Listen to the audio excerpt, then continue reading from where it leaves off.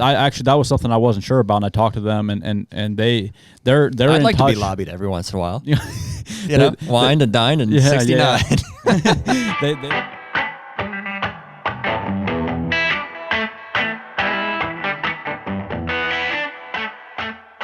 HUNTR Podcast is brought to you by Deer Grow. Man, we've been using Deer Grow products for a long time. The Plot Start and Plot Boost, more recently Plot Till. Now we've got 3 new liquid fertilizers that have been put in the mix that will cover everything we could want for a food plot program. It's huge, man. The more food plotting we do, it's like, man, the liquids just make sense. Like whether it's herbicides or the Plot Start and Plot Boost, and now the fertilizers getting mixed in. It's like, man, I can combine all of those in certain cases and do less passes for more results. I mean, it's all about efficiency. I mean, like you said, less passes. If you're out there treating your beans with glyphosate in the summertime, you can mix in this fertilizer, do that all at once. You have the boost in there to help some metabolism. It's all about efficiency when we're talking about food plots. And really the big difference on these liquid fertilizers is you're bypassing some of these soil limitations, pH limitations, the soil type. In a lot of cases, we talk about dry fertilizers only being available for 17% of what you put down in the first year. These liquid fertilizers straight into the plant are 90% available in the first year. Huge difference in what you're going to see in growth. It's huge. And so right now you can use code HUNTR15 for 15% off any of the Deer Grow products on their website.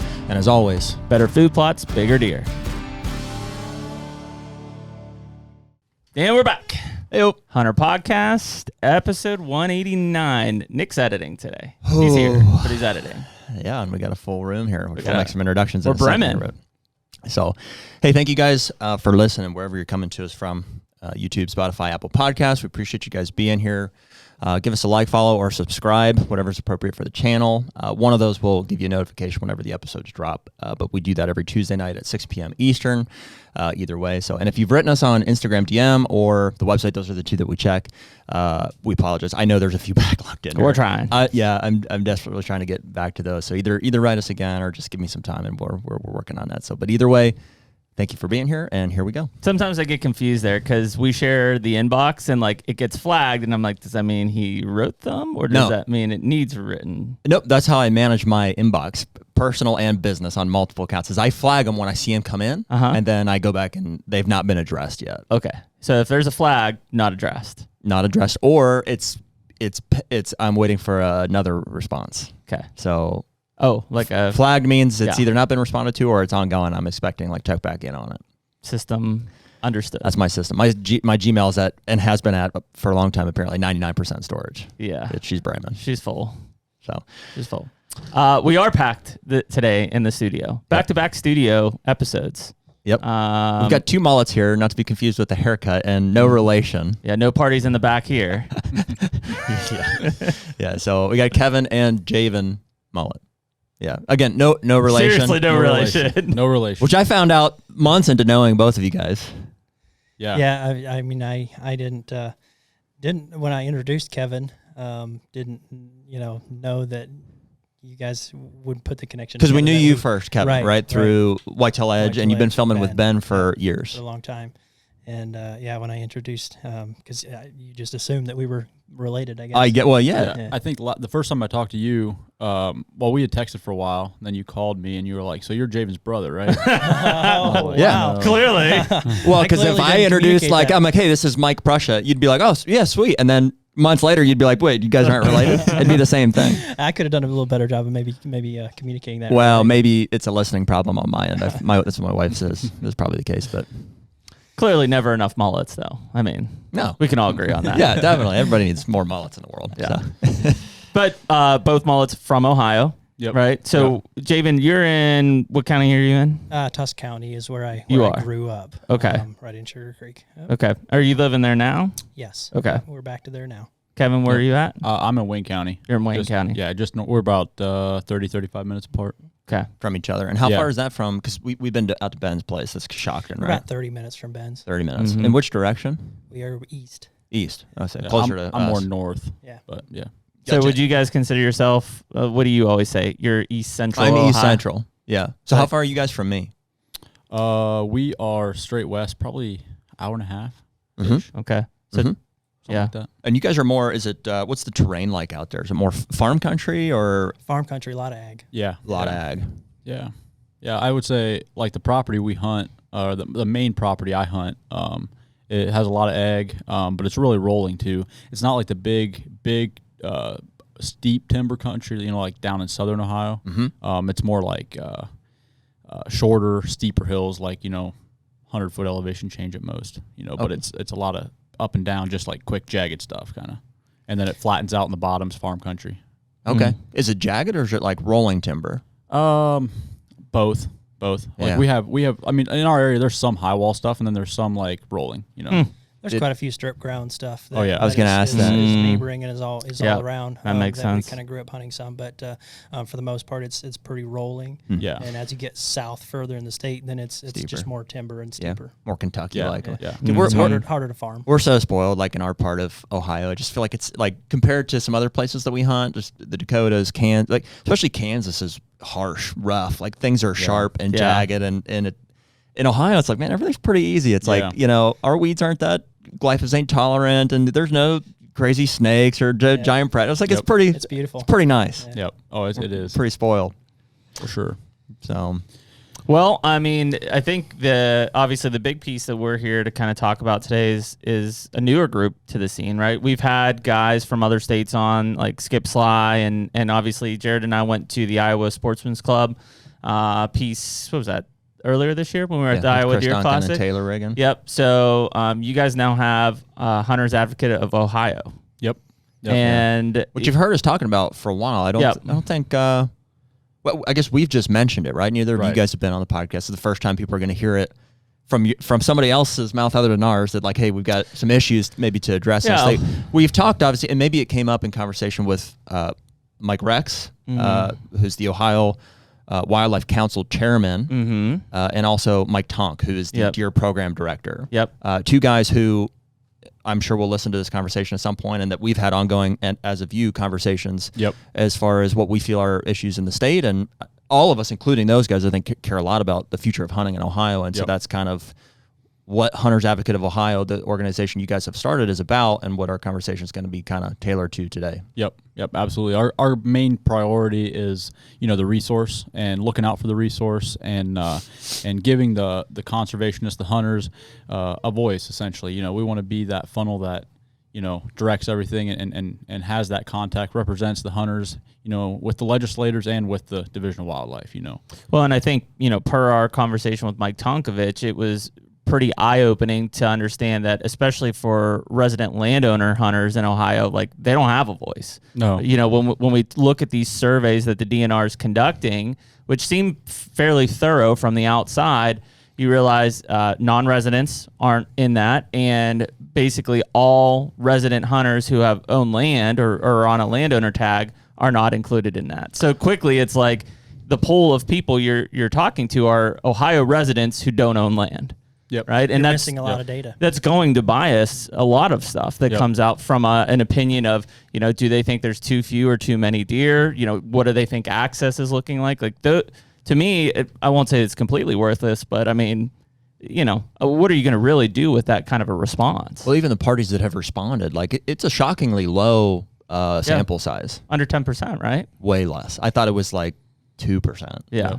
That's something that we were talking about on the way here is, us, like, I don't remember the last time I took a survey or did any of that. And that's something that we need to push and start doing, take part of stuff like that and let our voice be heard, and let the Division of Wildlife know what we want. One argument I hear from them is we don't know what the majority wants in a lot of these, a lot of these issues.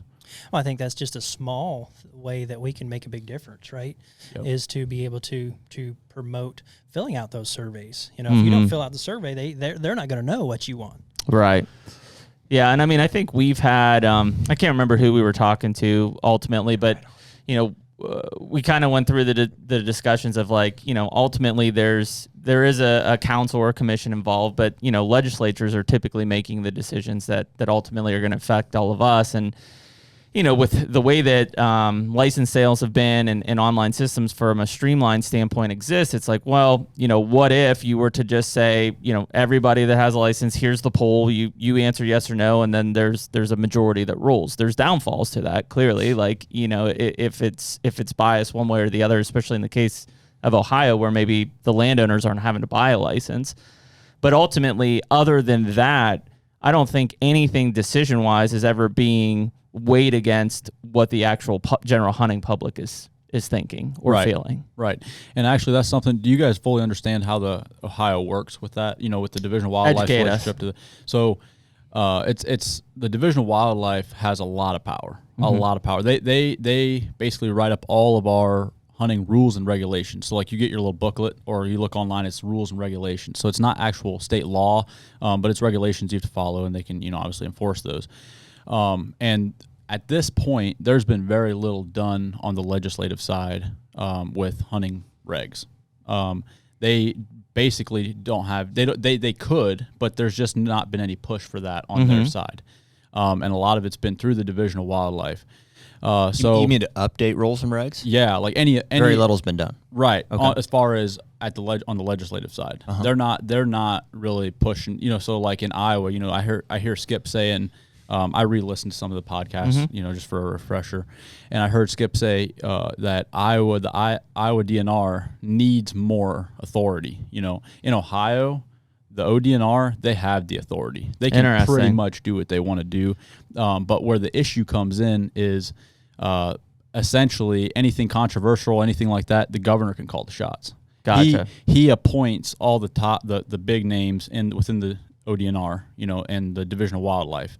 So if, like, let's say bobcats, for instance, that's a prime example because it happened. The bobcat thing comes up and it starts getting pushed through, and then there's an uproar from the anti-hunting community or wherever, and the governor doesn't like it because it falls back on him and potential votes for him. Then he can just tell this guy, hey, you got to shut this thing down or you're gone. And that's because of the super agency structure where the governor is the top dog. Exactly. And that's can we? I don't know if any of us. Myself especially don't fully understand the structure. Maybe you guys do. So you're referencing the Division of Wildlife and also the Ohio DNR. Is that the same thing? So the Division of Wildlife is essentially a branch of the ODNR. The ODNR is Ohio Division of Natural Resources, and then through that they have the Division of Wildlife. Okay. They have the Division of Public Waterways or whatever, and then this is the Division of Wildlife So the DNR oversees more than just wildlife. That's 100%. What the Division of Wildlife is for. Yep. And then so we've had encounters with, like I said earlier, Mike Rex and Mike Tonk. So we know Mike Rex is the chairman of the Ohio Wildlife Council. Right. Is that a board that acts on behalf of the Division of Wildlife? Yeah, so the Ohio Wildlife Council, essentially, they will get together and have council meetings to where the chief of the Division of Wildlife will introduce these new regulations, and the Wildlife Council will vote on them. Okay. They'll vote them in or vote them out. They sit round table, and you can go and watch, and you can. And these are all governor appointed individuals. The board. Yes. Yep. Or the council. You're right. The council. Okay. Who is the? Did you say it's a chief of the Division of Wildlife? Yeah. Who is that? Kendra Wecker. Okay. She she's appointed by the governor as well. Interesting. Yeah, she was. All of these people are government. Yeah. So she was. She worked with Mike DeWine, our governor, prior. I want to say she was maybe in the. What was it? District attorney or something, working closely with him. Then when he was elected, he appointed her to Division of Wildlife. Interesting. And that's how all that works. Actually, you know what? Maybe that was Mary Mertz, which is the head director of the ODNR. Of the whole DNR. Yeah, something like that. Yeah, how long has she been in there? How often does that get I would have switched? to check on that. I'm not 100% sure on how often that changes, but I know I'm assuming every governor could reassign a different person to that position. Right, 100%. Okay. But that's where us working with a lobbyist, we feel like we can make a big change. So talking to a lot of the people in the Division of Wildlife, it's really hard to get something changed through them, especially something controversial. Like obviously it hasn't come up yet, but baiting. Let's just put it out there. It's one of the big ones. And it's controversial in the sense of, they feel like they're going to maybe lose hunters or lose, whatever through, getting rid of baiting in Ohio. And so they're all nervous to make a move because of it. It all comes back to the governor. And it seems stagnant. Like, you heard Tonk about the DMAP program and stuff, and a lot of that stuff was in place to move forward. Like, there were people, they had meetings. Mike Rex, they had a DMAP program laid out, like it was going to happen, and all of a sudden it just dies. Well, dude, look at last night. I don't know if it'll be public by the time this comes out, but they're getting ready to nix the trail cameras, cell cameras on public land in Iowa, and that's not happening anymore. They caved. Yep. They're just shelving that. Just shelving. They're like, oh yeah, okay, maybe we won't do that. I'm sure it was trail cam lobbyists. Yeah, so somebody stepping on somebody's toes that 1,000%. Trail camera companies were not going to let that happen. So that's how it works in Iowa. They would go. They probably had a lobbyist or whatever contact the legislators, or however that works in Iowa. Well, in Ohio, that would be the Division of Wildlife. That wouldn't be legislative. So that's interesting, because that's a huge difference from a lot of the other super agencies where and even in Pennsylvania, like obviously our game commission operates differently, but like most of the things, for instance, like we still can't hunt on every Sunday because that's a law that has to be changed by the legislature. The Pennsylvania Game Commission has zero say in how that happens. And there's a lot of other states, I think, that have that similar situation. So, in this case, even though it is a super agency and the governor ultimately has like the veto power, the legislator in between, the DNR and the governor really isn't doing a whole lot. Real quick, just for context, and so I and our listeners understand, when we say like super agency and we're talking about legislators, these are state House of Representatives and senators. Correct. That are enacting law to be enforced by. So super agency in most cases has, use Ohio, for example, like Division of Wildlife, the DNR, legislatures, governor. All of those people could or are involved in decision-making processes, right? In a non-super agency state like the Game Commission, essentially, there are laws that are set up at the legislator level that, frankly, the Game Commission has zero input on. Zero say, zero power, zero input. They enforce. They make a recommendation, but ultimately they just have to enforce the law. Okay. And there are still governor appointments in the commission side, but it's not as streamlined as an up and down system as you would in a super agency, essentially. Illinois is a super agency as well. Gotcha. Yep. Gotcha. And Tonk's position is with the Department of Division of Wildlife. Yeah, he's a biologist, basically like the deer program director. I think is his title. Okay, gotcha. Which is why when we asked Tonk about like DMAP, he's obviously in favor of it, and it's like, well, why didn't it pass? He's like, so in theory, he would go to, or he and the chief, her name again, Kendra Wecker, and Kendra would go to propose a law, not a law, but a like a protocol, a rule change to the Ohio Wildlife Council that Mike Rex sits on. Yep. They would vote on it, and then that's how those things happen. Yep. So Mike Rex's group is a decision-making board. Correct. Yep. They're the yes or no guys. They exactly. They can bring up some stuff, but they're limited on what they can do besides just vote yes or no, essentially. Interesting. So like our game commission, like the actual commission, like they'll have, here are the potential seasons and bag limits. They vote on it and approve it. But that's not really law and regulation making, right? It's just like, here they are. Do you guys pass them or not? Mm-hmm. So a lot, I think people will get that confused because it seems similar, but it is very different in the powers that each of those hold. Yeah, that helps. And you guys have had discussion with several of the council members, right? Oh, yeah. So we only know Mike. I know a few others are hunters, but not all, right? So it's represented by kind of a diverse group. Right. So there's some that are, the one guy's really into bass fishing or sport fishing, and kind of represents that group, and is really talkative when, like Lake Erie or walleye fishing or bass fishing regulations come up. He can really speak into those. And that's one thing that the council does a good job of is, if a new regulation comes in that they know a lot about, they'll stand up and kind of talk about it and explain their side of the story and why they feel the way they do about this new regulation before they vote. Everybody votes on it. But in all reality, it seems like a lot of times, regardless on how, the specialist on that, topic feels, people have their mind made up and it's going to pass or it's not going to pass, beforehand. It's kind of a dead set. People can go up and they can speak and whatever, but it's, decision's been made. Right, essentially. Yeah, and I mean that again, going back to how things are surveyed and how people are getting their voices heard. I mean, that has always been, I think, the biggest sticking point for us, at least the last 3 years, as we continue to have like difficult discussions and try to open doors and turn over rocks. It's ultimately, we are the ones funding most of this work in agency, especially when we get into like, even use of waterways and stuff. We talk about all the non-consumptive users who aren't buying anything, right? They're not paying for anything. Right. We're paying for conservation as a hunter or fisherman. Ultimately, when we get to some of these points where it's like, okay, here's a big decision to be made.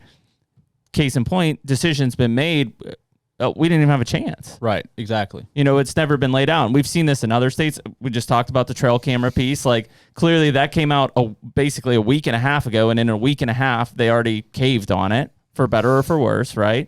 We saw that in Kansas with the baiting. Yep. It was like, clearly, we're banning baiting in Kansas. 7 days later, they're like, oh, wait, no, miscommunication. We're just going to start talking about it. It's like, what do you mean? Well, like, here's what you wrote. Like, yeah, and that's where it's like, from the outside looking in and from our perspective, like, we're always trying to understand, like, what are the forces at work? Like, who's influencing how these are proposed, like how ultimately the decisions get passed and stuff like that. And it's clearly different in every state. But boy, it's still like pretty confusing. So like, if a guy were like, we're going to get into here, try to say, well, we're experiencing some issues, whether it be loss of access, like a herd quality issue or an overpopulation. It's like, where would a guy, even start? And so here we are 4 years into this podcast. Maybe we started talking about that two years ago. I was like, boy, this is a problem. Like all of our, bucks of a certain age are getting killed. Yep. To now here we've had conversations with, I think, a lot of the right guys, and it's been cool to find out that there's other people, residents of the state, that are experiencing some of the same issues. Yep. A lot of people. And are making movements to maybe address them. There's way more support than I think most people would realize about, what we're trying to do. Which is what? Do you guys want to start there? What are some of the issues that you guys are experiencing in the state? I want to start by kind of prefacing it with, our goal is not to, I don't care if somebody shoots a buck off a corn pile. I don't care if, whatever, guy uses a high-powered rifle and shoots a deer. I don't care. Like, as far as, I don't care. Like, I get the argument of I want to do on my land what I want to do on my land. I get that. Dead deer's a dead deer. That's what we say all the time. 100%. Mm-hmm. But at the end of the day, we need to look out for the resource and for the quality of the resource if we want to, keep doing what we're doing. Yep. And that's chasing big deer ultimately is the goal.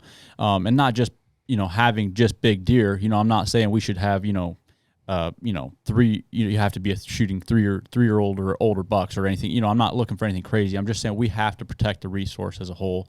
You want for people that want to have that opportunity to have the ability, right? You want a well-balanced deer herd. Well, exactly. I think anybody that's a game manager of any kind, like we're on the same team. Yeah, like and these are discussions that we need to have to figure out what is the best, avenue or what's the best route that we need to take to get to where we want to be in 10 years. Yeah, yep. With the herd. Yeah, you're absolutely right to address that first, because I think a lot of people, when they hear ban or restriction or regulation or whatever, it's immediately, depending on like if you are a landowner, there's a lot of stakeholders in this thing. 100%. Even in the hunting community, and a lot more that aren't in the hunting community.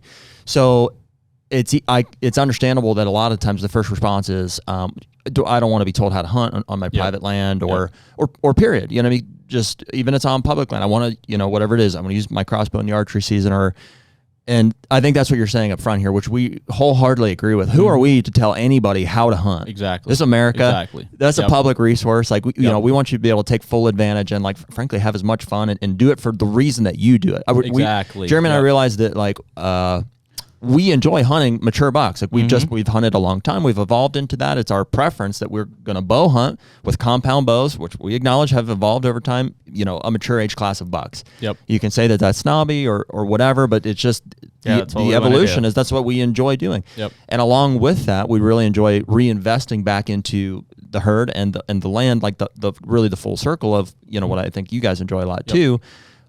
But in doing so, I don't want to do anything that would limit opportunities in the big picture for anybody else. Yep. Which is the bottom line of the issue, in that it's a public resource. Mm-hmm. Right. And because it's a public resource, anything you do on your land affects the deer on my land. 100%. Well, Yes, certain things more than others, but yeah. So I mean That's our conversation. Whether we and we'll get into the weeds on it here, I'm sure. But the corn pile thing. Yeah, I think you guys are going to address that here in great detail. We're going to go into it. That is something that influences deer movement. Yep. And there's an argument to be made too. So a lot of guys will say, "What's the difference between corn piles and food plots?" It's not even close. Well, in my opinion. Well, it would be ignorant to say that they don't both attract deer, 100%. because they certainly do. Yeah. And so they influence acknowledge movement. that. Whereas, the cell cam thing is another one that's been a hot topic here in some other states that does not influence deer movement. Yep. It does. It does give you an advantage, undoubtedly, to be able to harvest a public resource. I think that also depends on at what level of food plots you're doing. Some of us are doing quarter acre plots, kill plots, and somebody else can be talking about doing a 10-acre cornfield, and it's it's a completely different ball game. And Well, I can dump a 50-pound bag of corn, or I can dump 2,000 pounds too. Right. Yeah, right. I mean, the easiest argument over it all is like, listen, any day of the week, if I want, I go get a 50-pound sack of corn, I go to the middle of the timber, I dump it. When I come back tomorrow, it's still there. If I came out and did that with oats, brassica, whatever, no guarantees, right? Well, so here's the pretense as we're getting into this baiting discussion that I want to make absolutely clear. And you said it already, or maybe I said it. We're not here to tell people how to hunt. Yep. And I don't care if people are shooting deer over corn. Great. I've shot deer over corn. I've ethically no qualms with it or anything. I'm going to shoot one over a corn pile this year if it's still legal by then. Probably. Right. Probably. Just because that's how it's going to go. Yeah. And and that's maybe that's a little complex. Sounds hypocritical to say that I'm going to. Well, let's get into that, because I think that's an argument that a lot of people have is, well, you guys are so anti-baiting, but you guys are doing it all the time. Yeah, just don't do it. And that's what people are saying. But like you said, like what somebody else does on one person's land affects the resource. Shit. Yeah. Well, and it's just, I mean, we've obviously had conversations with thousands of people, over the last 6 months. Talking to, tons of people at trade shows, at different events, like just smaller events we've had and stuff. And the vast majority, everybody says, hey, we feed, we put corn out, we hunt over it, we do this. Or a lot of guys don't even hunt over it, but they have it out. And they want to quit paying for corn. They want to quit buying corn and quit, putting this out there. They know it's not helping the herd, but they're doing it to try to keep deer off their neighbor's property. They have to, because everybody else is doing it. Yeah. It's same as like with Skip. You had talked about if you legalize anything, if you legalize thermal, somebody will start using it. Yeah. Well, then what happens is all of a sudden your neighbor's using it, and he's shooting all your 3-year-olds. So you got to use it to keep up. Well, that's the excuse of somebody that doesn't want to get involved in the argument. Is the default is to say, well, as long as it's legal, and that's why it's important to have a conversation around how these laws or rules are put in place. Is like, well, hey, listen, it's not always in your best interest or in the best interest of the resource. Yep. So it's pretty negligent to say as long as it's legal, because there could be a scenario where it's like that's a general public's opinion, though. As long as it's legal, I'm going to do what I want. And there's a lot of people that even take that to the next level of, as long as I don't get caught, it doesn't matter. Well, and that's the problem that whether it's the Ohio DNR, Pennsylvania Game Commission, or Iowa DNR, whatever, the more liberal they try to make things to hopefully recruit and retain hunters, the worse it gets. Because as soon as you push the boundary to be more liberal, everybody's going to go with it because it's legal, right? So if you tell me I can shoot $10 next year in Ohio, guess what? I'm going to try to kill $10 in Ohio next year. They will do it. I do disagree with you there. No, they'll do it. I think that bag limits are the one thing that people don't take advantage of. I think they don't take advantage of doe bag limits, exactly. Antlerless, but I think antlered, the guys be shooting a bunch. 100%. Well, I think there's going to be two different people in that same ball field. Is there's the one person, he's going to shoot whatever he wants. Like he's going to shoot any kind of buck with antlers. If he can shoot 10, it doesn't matter. It doesn't matter. But then there's the management guys like you and I that like us, and we're going to be we're going to restrain ourselves from doing that because we care about the resource. Right. But there's going to be guys in the middle too that they have this property that they're going to shoot maybe one mature buck off of, and then they're going to go over to these permission properties or this public property and just abuse it. It would definitely lower the standards of most hunters in Ohio. It may increase the harvests slightly, but look at Iowa as an example of somebody that has an abundance, I would say, for the residents, buck tags that don't get used. Right. But I think that's kind of a little bit of a conversation you and I had the other day with Iowa, that the residents have 3 buck tags, with a landowner tag, but then they're limiting their non-residents to the point to kind of make up for that, really. And I mean, it's a little bit lopsided, Well, and I think most of those guys are probably managing in some way or form their property. Like they're not just out there, because of the landowner tag, essentially. Whereas if you look at let's say you put that 3 tag limit in Ohio, number one, you're going to take access away even further, right? Because these guys are going to lock down as much ground as they possibly can to potentially shoot 2 or 3 4-year-old plus bucks. Yeah, I would argue that three buck tag limit is a big access issue in Iowa, probably. Yeah, because guys, with cell cameras, dude, you can cover so much ground. And the more buck tags you have, the more ground you're going to need, for one guy. And I think that's going to lock up a lot more ground just in itself. And you got to look at density too. I mean, I think Iowa is half the deer hunters as Ohio. Yeah. From a resident side. Yep. So that's, a huge piece of it. Yep. I've looked into those numbers. That's a spot on number, which they also have about half the habitat, just with. Why is that? Half it just like people just population. Yeah, we have a much larger population. Sure, density of people. Yeah, that's what she had. Yeah, Cleveland, Columbus, Cincinnati. And then even your surrounding areas from that. Out there it's Des Moines. That's what you got. So yeah, it's just a lot less density, and that's where you can get away with those things, which is. Missouri's the one state where people talk all the time. Like Missouri would kill Iowa if they would go to a 1 buck state. They went from 3 to 2. If they went from 2 to 1, they would be in a heck of a lot better position. Well, see, the consensus there seems to be, and we'll talk about like low hanging fruit. It's like it's more about the gun season and its timing. Oh, dude, yeah, that's terrible. Than the fact that it's a 2 buck state. Yeah, but there are regulations. Like I don't think they can't kill both those bucks with. I didn't even know that Missouri's a 2 buck state. It was a 3 when I lived out there. Interesting. I didn't even know that. But you could still only kill one of those bucks during that gun season. So it's not like you can. Yeah. It is detrimental for sure because of the timing, but it's not like you can smack both of them in that season. Interesting. I guess my general statement there is, our conversations with some of the DNR guys have pretty much confirmed that they don't feel that changes in bag limits necessarily changes the harvest number. I think they too much focus on overall population and antlerless for that. Like you give me definitely. 10 doe tags, I'm not going to kill 10 does probably. Yeah, I think that's what he's talking about there. Is they're really wanting to cut down on our doe numbers, our antlerless numbers. They definitely are. Yeah, and with that, the more guys are still just going to shoot this many does. You can only eat this many, or you can only, it's only worth your time for this many. And that's a pretty black and white, to say, hey, we can give you more doe tags. So you can get 6 doe tags in a state, or 6 either sex tags. Right. 1 buck and 5 does essentially would be the maximum, and but nobody's killing that. Most counties you can only kill 3 or 4 deer in. 2 or 3. Yeah. I usually, maybe not all. Usually I kill all my does. Yep. Just most people don't. Most people don't. For sure. Yeah. Yep. The HUNTR Podcast is brought to you by Hoyt. What can we say, man? Another year back with Hoyt. We're both shooting RX8s. I'm shooting 70 pounds in the bourbon, which I love bourbon. That's great. And you're shooting 80 pounds in the straight black. Blacked out as always, man. I got so I'm shooting the 500 grain Easton Arrow this year.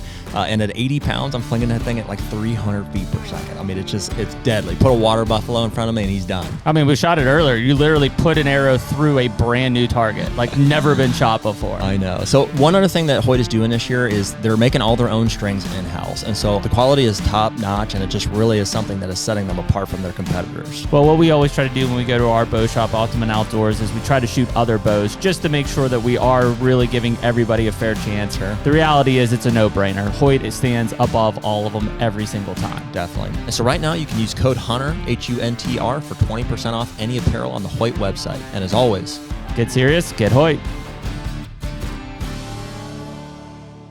We kind of got off the topic of corn piles, but let's get back onto that again and maybe wrap that up a little bit. But what? Oh, we're not gonna wrap it up. We're gonna keep it going. Yeah, the door's wide open at this point. That's the whole reason you're here. Let's talk about that.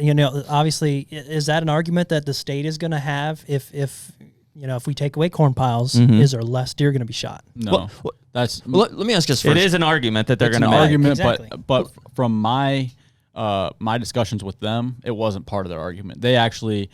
Mike Tonkovich told me, he said, dude, if we eliminate baiting, we're not going to kill less deer. We're not going to have less hunters. He said it's gonna spread out the harvest into, but he said we're not gonna kill less deer. Yeah. He's not worried about that. Let me ask you this first. So they're hearing from you guys and not from us. What's your problem with corn piles? What's the issue? What's the problem that we're experiencing? So there's a bunch of that's a big question. Okay, give me three. We got time. First one is obviously it's making it super easy to kill a lot of the older bucks too, but those younger bucks. I mean, they're a target for, let's say I have 5 acres. I should not, my 5 acres cannot handle me taking 3 bucks off of it. No. But if me and my 2 kids decide we want to shoot 3 bucks off there, all I got to do is put corn out because it connects to 100 acres. I'll go put corn out. And this isn't like a real life, example, but it could be. It is. Yeah. It is. I can put corn out. I had a neighbor that did this. He had 2.5 acres. It was a horse pasture, and he put a corn pile out behind his barn. I got and they 15 neighbors that did it. Yeah. I think they shot $5 off of a corn pile in a horse pasture. Wow. Okay. And it's like, well, that's big picture. What's changing our deer herd? yeah. Well, and why is that a problem? Well, that's a problem because we're just killing our age class. We're high grading all of our bucks essentially. You talk to Mike Rex about high grading and how that's happening is, a 130-inch 5-year-old 8-pointer come in but they had pictures of this 150-inch 3-year-old. They're killing that 150-inch 3-year-old every time, and it's making it easy to do that. It's making it very accessible for anybody. That's where the combination of the technology and the corn pile is super deadly. Yeah. Camera and corn pile. And not only that, but you're altering deer movements. Well, here, before you get to that one, I'll compliment what you're saying there by, first of all, I obviously agree. So we're giving people the, what's the word, an enhanced ability not only to target a specific age class of bucks, but a secondary of that is potential for high grading, because I'm looking for bigger antlers. Right, and not only so that. So if a deer makes it through to an age class, it's likely a lower antler quality deer. Yeah, and not only that, but Mike Tonkovich, I don't know if it's like his Clint? Yeah, Clint McCoy. Yep. He had the an up-and-coming deer program director. Right, yeah. So he had an article talking about that and how essentially baiting is creating a situation where it's a lot easier to be selective, and through that it's causing less of a doe harvest. Yeah, guys think they can kill a doe anytime they want. And then they gets pushed off until the last week of season, and then they just don't do it. Their kids, something comes up and they don't get out, and no does get killed. I think the other big thing is that baiting and feeding, which we need to get into because I think that's an important discussion to have because we talk baiting versus feeding is what you're saying, or one and the same depending on how you look at it, but it artificially enhances the carrying capacity of that property, right? Oh, 100%. To that point, a 2.5 acre property should not be carrying deer. It shouldn't have deer on it every night. Like that's not the reality because that bait pile is pulling them through. Well, guess what? That deer is eating the whole way through that property to that corn pile and the whole way back out, which is going to damage the habitat. Okay, so that's one is the ability to target specific age class of bucks with a secondary potential of high grading that us as guys that want to hunt mature high scoring deer, that's one negative. Yep. The next one you're going to is influence of movement. Well, yeah, it does influence movement, but I actually wanted to jump out of deer for a sec and go to turkeys. Okay. Obviously, I don't think either of you are huge turkey hunters, but no, probably do care somewhat about the resource. You don't want to see it just gone. Okay, so Ohio is at a 3-year. Our 3-year average harvest is an all-time low, and the population's at an all-time low. Really, if you look at the numbers, and they have tagged or collared. It's not a technical collar, but they have GPS trackers on a bunch of hens. And I was just at one of the Wildlife Council meetings where they went over that data. And so right after nesting, soon as they can see when a hen leaves a nest, and is gone, done with that nest, and they'll go in and inspect the nest. Did the eggs hatch? Yep. Predator. What all yeah, right. Yep. And so one thing that they're seeing, and they're not sure why, is they're seeing a lot of nests that are untouched. Eggs are still in it, but the hen leaves. After some time, the hen just leaves, and she loses interest in her nest. And I feel like that all comes back to the baiting. So what happens is corn is susceptible to something called vomitoxin, or the technical term aflatoxin type stuff. Yeah. It's there's 30 different toxins, but DON, D-O-N, if you look it up, its short name is vomitoxin, and it essentially causes infertility in poultry, and especially turkeys and grouse and stuff like that. So I think what's happening is these hens or the toms are eating the corn with vomitoxin, and vomitoxin happens from moisture buildup, and guys are putting feed on the ground, corn on the ground. Dude, you come back, it's a mud pit, just wet mud. Even in feeders, it gets that condensation, moisture buildup. Yep, moldy, and sits on the falls on the ground. The turkeys eat it, and it's causing infertility in turkeys. Interesting. And the state biologist said this stuff. He didn't talk about vomitoxin and why they're infertile, but they're seeing eggs hens are just leaving after some time. The eggs are no hatching. Sense. Yeah, right. It's Mother Nature. They're not just going to lose interest in their nest. So help me connect infertility to them losing interest in their nest. So they're laying eggs, and they're not fertile. The turkeys still lay eggs. The hen breeds a tom.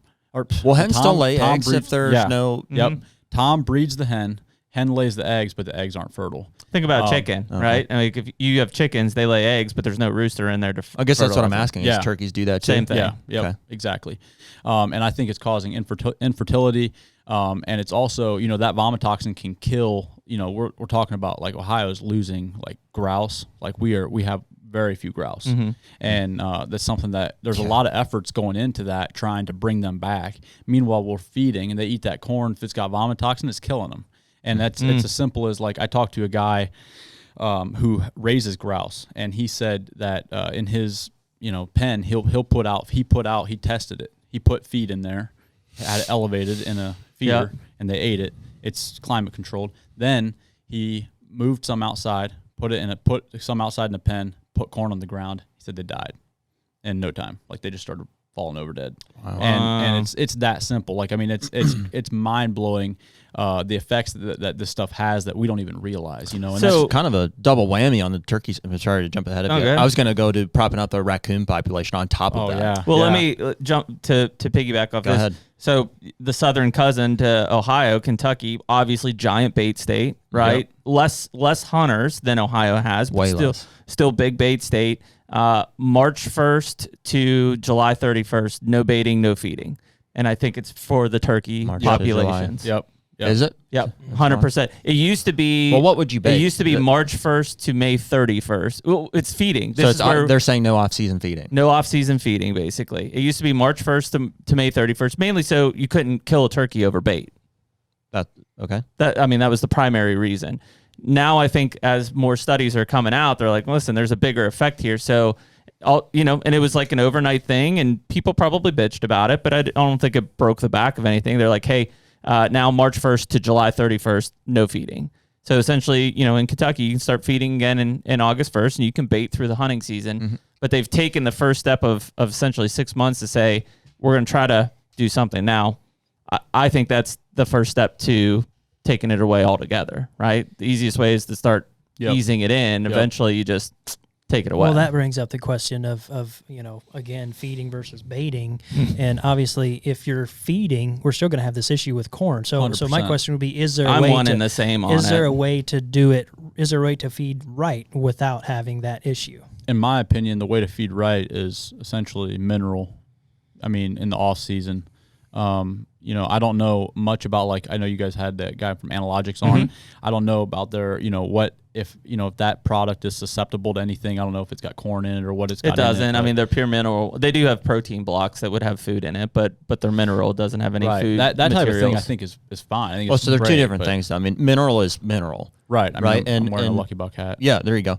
And like what Analogic sells, and there's other feed companies. And I mean, some of them maybe are mixed with some. I don't know the mixes on all of them, nor do I know if they're susceptible to those toxins or not. Most of the minerals are not. The feed blocks are. Right. Are they? That's grains. That's corn. Okay. Right. Yeah. This toxin's actually something that the feed mills fight too. They'll have like a big grain bin and it's got fans in it and everything, but they still say if there's a pocket in there of moisture, it'll spread and it'll ruin the whole. So basically, if somebody's using a feeder and keeping it dry, then that's not going to be an issue to a sense. But as long as as it's like on a the ground, I mean, it's going to get on the ground. It's going to get on the ground. If you're using it, coons are scraping it out, whatever, it's going to happen. Yeah, but even in the feeder, I feel like I mean, I guess I haven't tested the moisture or humidity in the feeder, but I'm sure in the morning there's dewy stuff in there. You're bound to get some moisture. There's going to be moisture in corn one way or another. Yeah, I mean, in the grain bins they fight it. And that's how big of an issue? I mean, how quickly are we like, hey, there's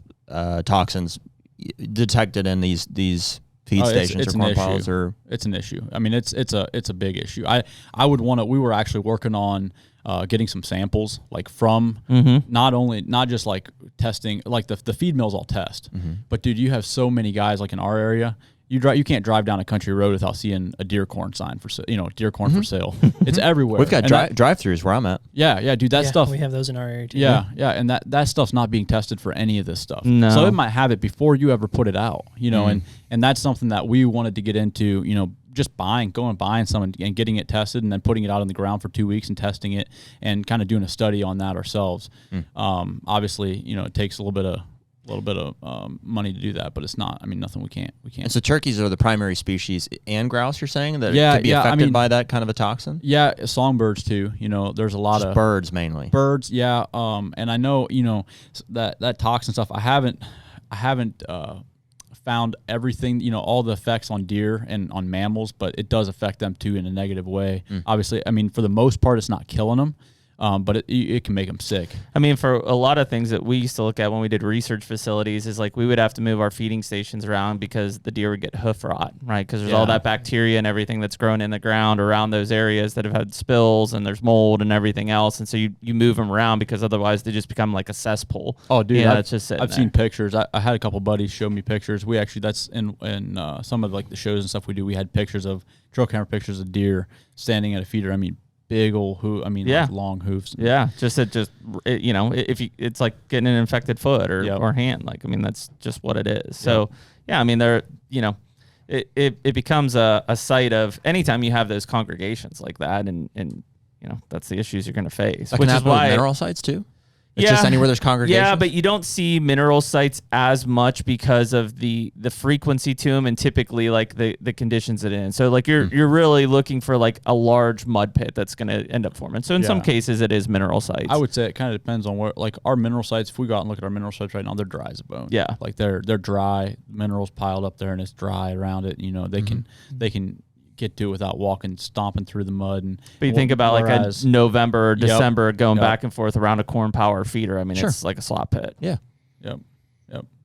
So that's that brings the question, what is everybody's opinion on feed versus baiting? Like, should it be legal to feed? I think it's one and the same. Well, mainly where the distinction is drawn by anybody who tries to say that they're different would be, baiting is something that is going to affect your hunting over it essentially. Right. Whether you're right on it or ways back from it, that's where it's a gray area.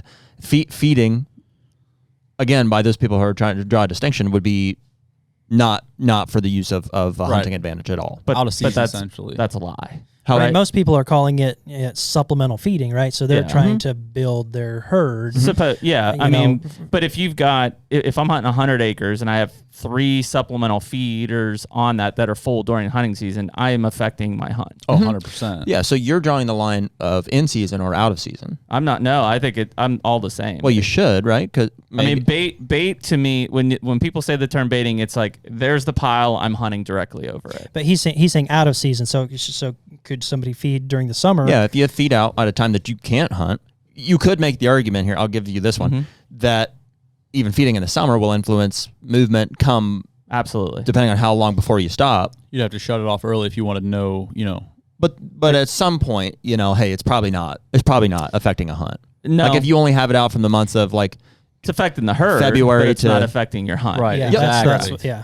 Exactly, and that's the point, right? Well, it's but feeding that's where, versus like, baiting. In Iowa, where it's like you can feed, but you can't bait. I think that's bullshit. Like, you've got feeders full of feed on the property while you're hunting. Maybe you're not over it. Well, it's important to understand that. I mean, that is exactly. The difference. Is it?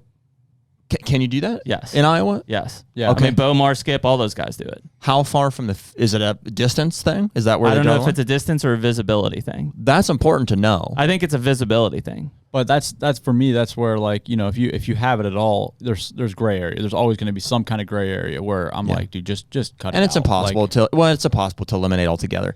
Like, unless you literally would say, hey, no baiting or feeding. Right. That'd be the way. But. And I agree with you. I mean, that's the thing. I agree with you. What's the definition difference? If it's on the property, frankly, even if it's on, because there's ways around that too. You're like, well, I have a different parcel here. It's got. I mean, is it by the parcel size? That's why I say cut it out. Yeah. Because you could have a dude with 200 acres, and in the middle he's got a 10-acre section parceled off, and he just fills it with feed to pull all the deer to the center and all the I mean, your horse pasture guy could put 2 feeders on each side of the horse pasture and still sit in the middle, not over top of them, and guess what? Those deer are coming through that property. Yeah, exactly. Exactly. They're to me, it's one and the same. I mean, they're very close. I mean, clearly, it's the same act. It's just a matter of timing and distance and influence all of the hunt. subjective, which we've talked about plenty that you can't do. It's got to be black and white. Sure.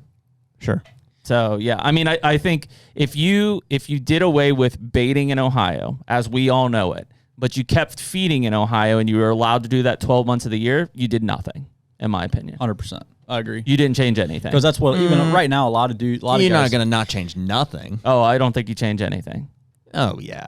It depends how hard it would get enforced. If that feeder just has to be out of sight, dude, you just put it right inside the woods. Well, again, you're getting that would change, though. I'm not sure that I would agree with that either, because that would change with what he's saying or what I'm saying. With what Jeremy's saying. Disagree with Jeremy. Yeah. Okay. Because I think that would change. Kind of rude, but no, I'm just kidding.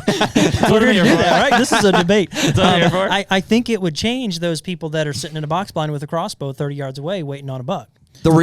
But I if agree. I just tuck it around the corner, what's the difference? That's what I'm thinking. Well, and that's where, is it a distance thing? Is it an out of sight thing? The distance thing will never fly. Why not? Nobody's gonna come out there and range your stuff. Is that not? That's how Iowa is, right?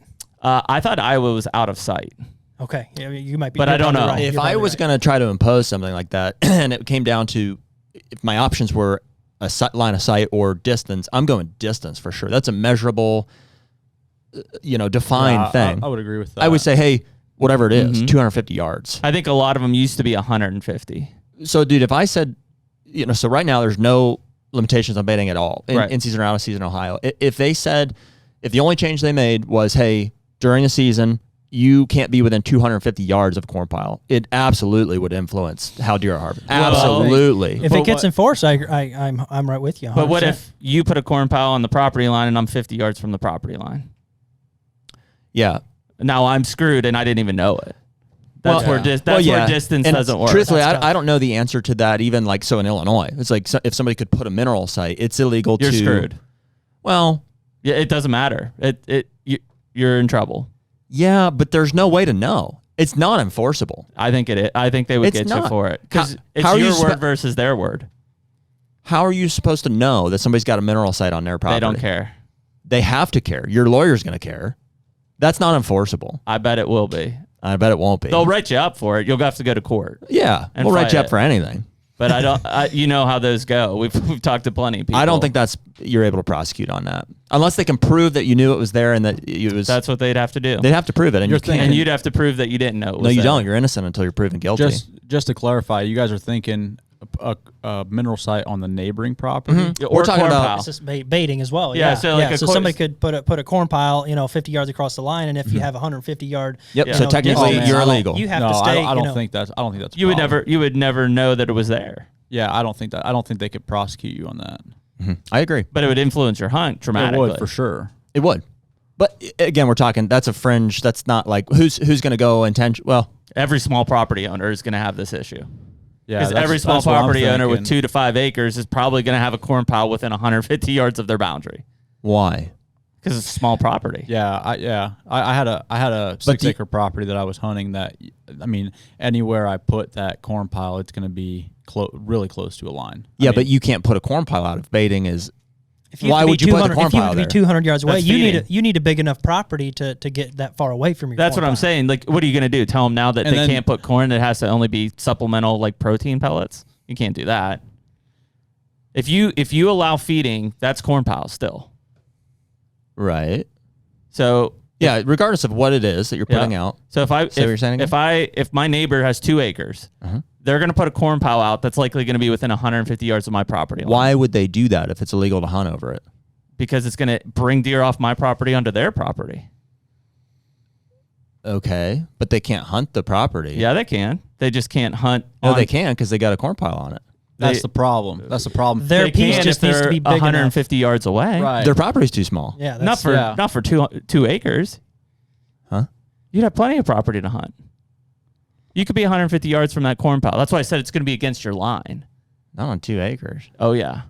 That's a small property, That's dude. small. I don't know. 5 acres, maybe. I don't know about that, but yeah. You have 150 yards on that.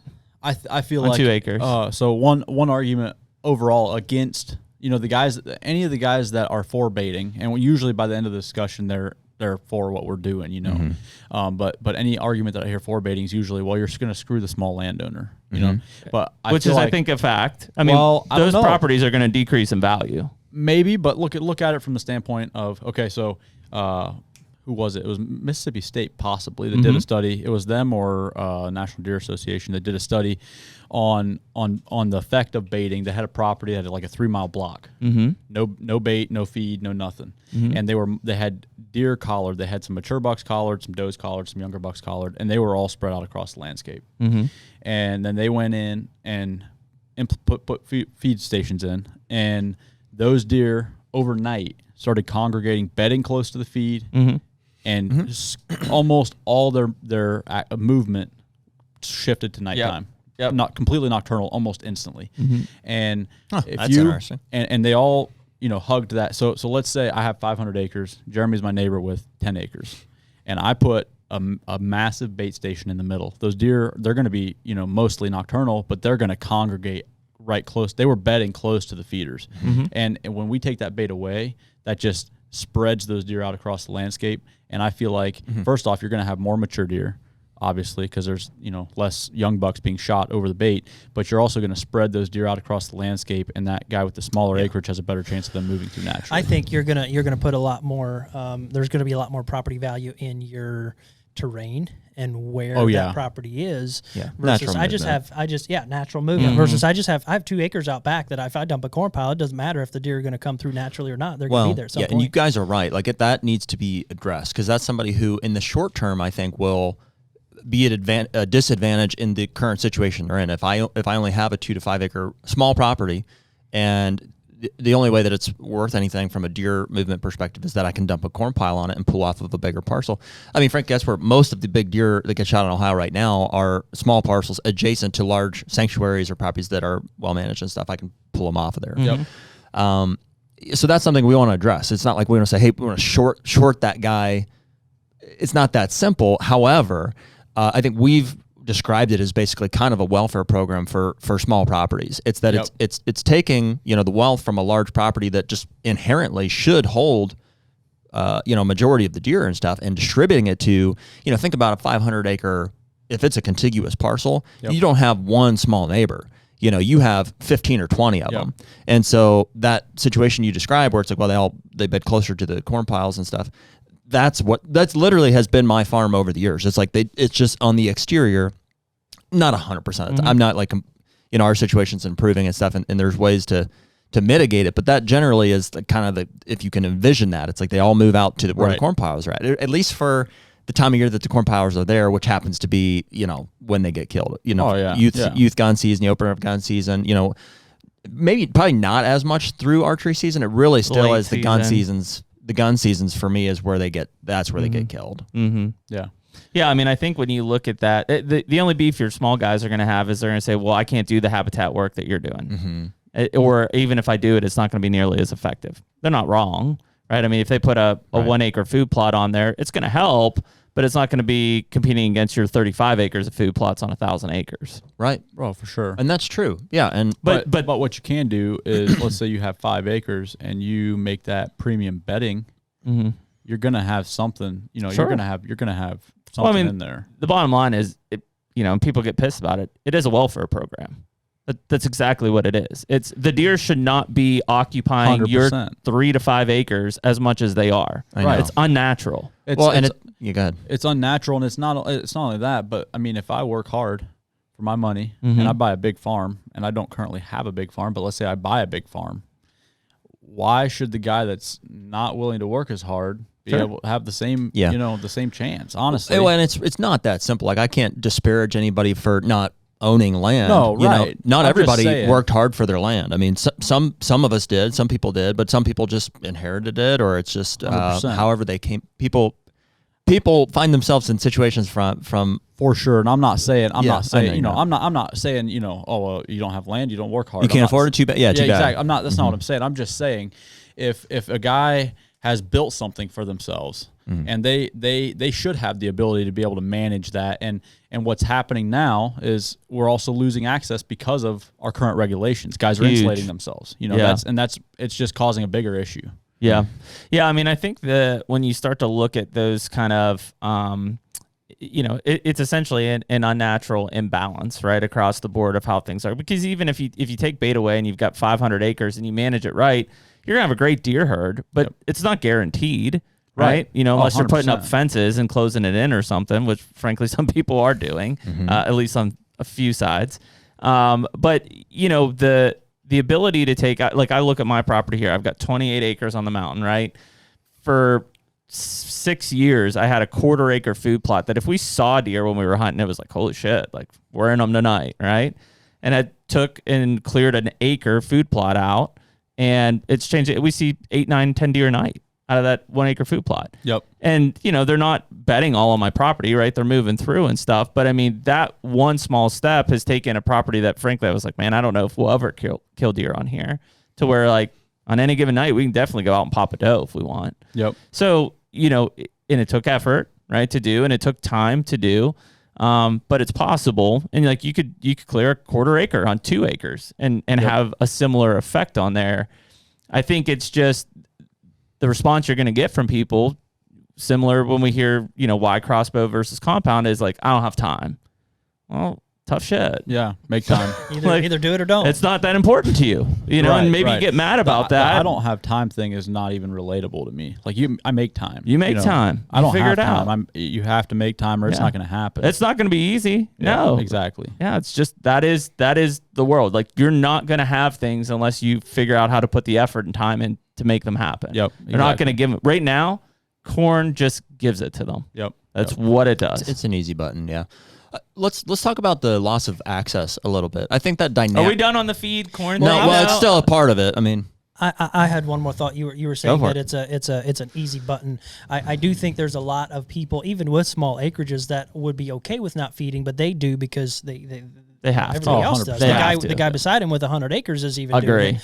And so they have to have anything. If the guy with 100 acres wasn't doing it, they could still manipulate their 2 acres to at least have a buck travel through there every once in a while. Yep. And just the management and the being able to, the woodsmanship is just lost. Well, I mean, my 100%. Southern Ohio piece it was 130 acres. I'm up to 230 now, but I have almost 4,000 acres of outfitted land around me that is putting literally tons of corn a week down. And I'm not there, right? So I don't, if I get out and put 600 pounds, right, I'm lucky. I mean, they're sucking everything out of it. I mean, I've done timber cuts. I've got food plots. I do everything possible. I don't stand a chance, right? Nor do any of my smaller landowners, right? But there's no way. Like, these guys are running a business, and hunting 40 guys, 50 guys through there over literally tons of corn. Well, that's the reality of the decision that needs to be made. Like, earlier I said, hey, I'll probably shoot a deer over corn pie. And that's the reason for that is that, like, and so guys will say, well, if you don't like baiting, then don't do it. But trust me, I don't want to. I really don't. However, I'm not going to forfeit all of my opportunities just because somebody else is willing to go and do that and I'm not. So we call it defensive baiting in a lot of cases. Yeah, defensive baiting, or it's just like, you are at an extreme disadvantage if you don't have a corn pile in front of you when everybody else does. Yep. And I would venture to say there's probably 75% of hunters in the same shoes. Yeah. Oh, yeah. That they're baiting because they they wish have they to. wouldn't have to, but You they think it's do that because many? I think it is. Especially at corn at $9 to $10 a bag. We're not buying it at $3 to $4 anymore. yeah, it's a money thing. It's it's definitely a money thing. Think about that. $10. If I put out 600 pounds of corn, right? That's costing me. Well, I can get it. You can get it for $6 a bag from a local guy. And so in the past, I've bought as much as I think 6,000 pounds for $1,200. $1,200, I think. Yeah, but that if you're doing that year round, man, it gets expensive. Well, real and quick. so yes. Oh, it definitely Not does. to mention time. Like, you buy 6,000 pounds of corn. That takes a lot of time to put that out. Yeah, It takes a lot of time. That's a couple of payments on a 100-acre farm. Oh yeah. Well, no, it's maybe one, but but there's an experience element to it too. Where I agree with you. I don't think a lot of people, if you ask them, like, would you prefer to shoot them in a corn pile or a bait type scenario, or would you prefer to have like natural movement? I think most people, I'll agree with you on your 75, would prefer to shoot it over national movement, maybe even higher. Could we, and I mean, maybe even the four of us aren't as familiar with it. I think we talked to maybe Mike or X or Tonk about it, but like baiting's always been legal in Ohio, but it just seems like it's reared its head so much in the last 10 years. Oh yeah, 12 years maybe. Well, growing up, so I'm only 24. Mm-hmm. Growing up, like we weren't hunting deer over bait. We weren't doing it. Nobody was doing it. Like we didn't know anybody. Me was neither. doing it. Now it's everybody is doing it. So weird. Like what happened? Everyone. So in my opinion, and I talked to a couple guys, even guys from the Division of Wildlife have told me that, and no knock to QDMA at all. Like I think they had great intentions and they did good things, but when they came to Ohio, it seemed like it was a kind of a big push to like look at quality. You know, let's look at the quality of the deer and value that. And when that started happening more and more, and people kind of, you know, they prioritized bigger deer, and then somebody started, you know, obviously somebody realized, hey, we can bait here and put out feed, and it just blew up into it was the a cheat code for a few guys that were willing to do it for a couple. Yeah, Dude, it was exactly. kind of like a dirty word. I remember. Yep. Even 5 to 8 years ago, people were like doing it and having big success off dude. it, and not like they're like, well, we don't really talk about it, you know. Yeah, well, I mean, I have a friend that's, he literally told me, he said like growing up, like we would never shoot a deer over bait. He's like, now, dude, we have bait sites everywhere, and it's become a competition thing where you have to keep up. You have to, and I think that's kind of how it all started. And like you said, it's been like some guys we talk to, it's like they feel like it's, well, this is the way we've always done it. It's tradition. No, dude, it's been like 5 to 10 years is when it really picked up. I think a lot of it has just kind of come with the entire, you know, evolution of where we're at hunting. We talk about all the time. It's like, man, it's not cool to kill a big deer anymore. Everybody does it. See them all the time on social media. Like, it's that, but it's also striving to be one of those guys. You know, killing a big deer. There's a pressure there. It's just that old comparison. Overall. And a lot of it too is like, dude, we're in a world where like instant gratification is everything. Like it seems like. I mean, I take my little cousin. He's like 10 or 12. I take him hunting every year, and like if I wanted to, dude, I could go put corn out and be like, dude, we're going in 2 days. We're gonna get a shot at something. Yeah, we're gonna kill him. 100%. We're going to. Yeah. I can get him on a deer anytime. Like it doesn't matter. I can get him on a deer if we put corn out, and it's not supposed to be that way, man. I mean, that's why I think a lot of our efforts are focused, you know, as far as on the Fish and Game or Division of Wildlife, they're focusing on pulling in new hunters and instead of retaining hunters, you know, and that's part of our issue.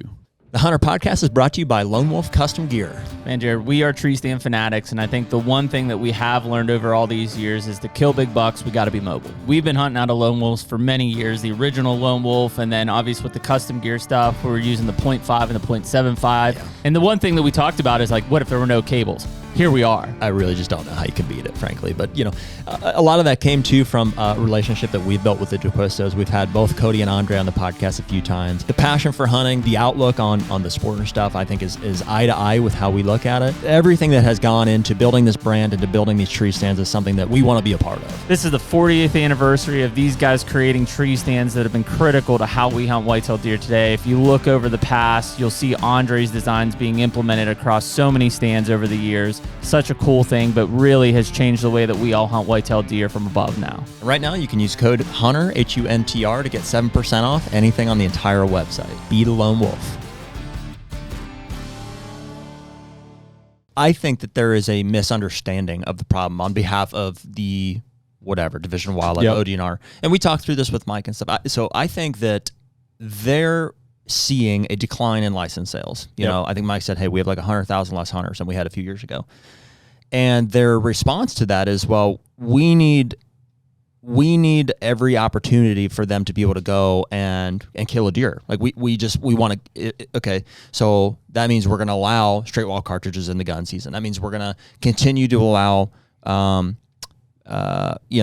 corn piles and technologies like cell cameras in conjunction with one another. Run down a list, whatever it is. We want hunters to have, in Ohio, we have every opportunity. Our season is longer than anything, and right.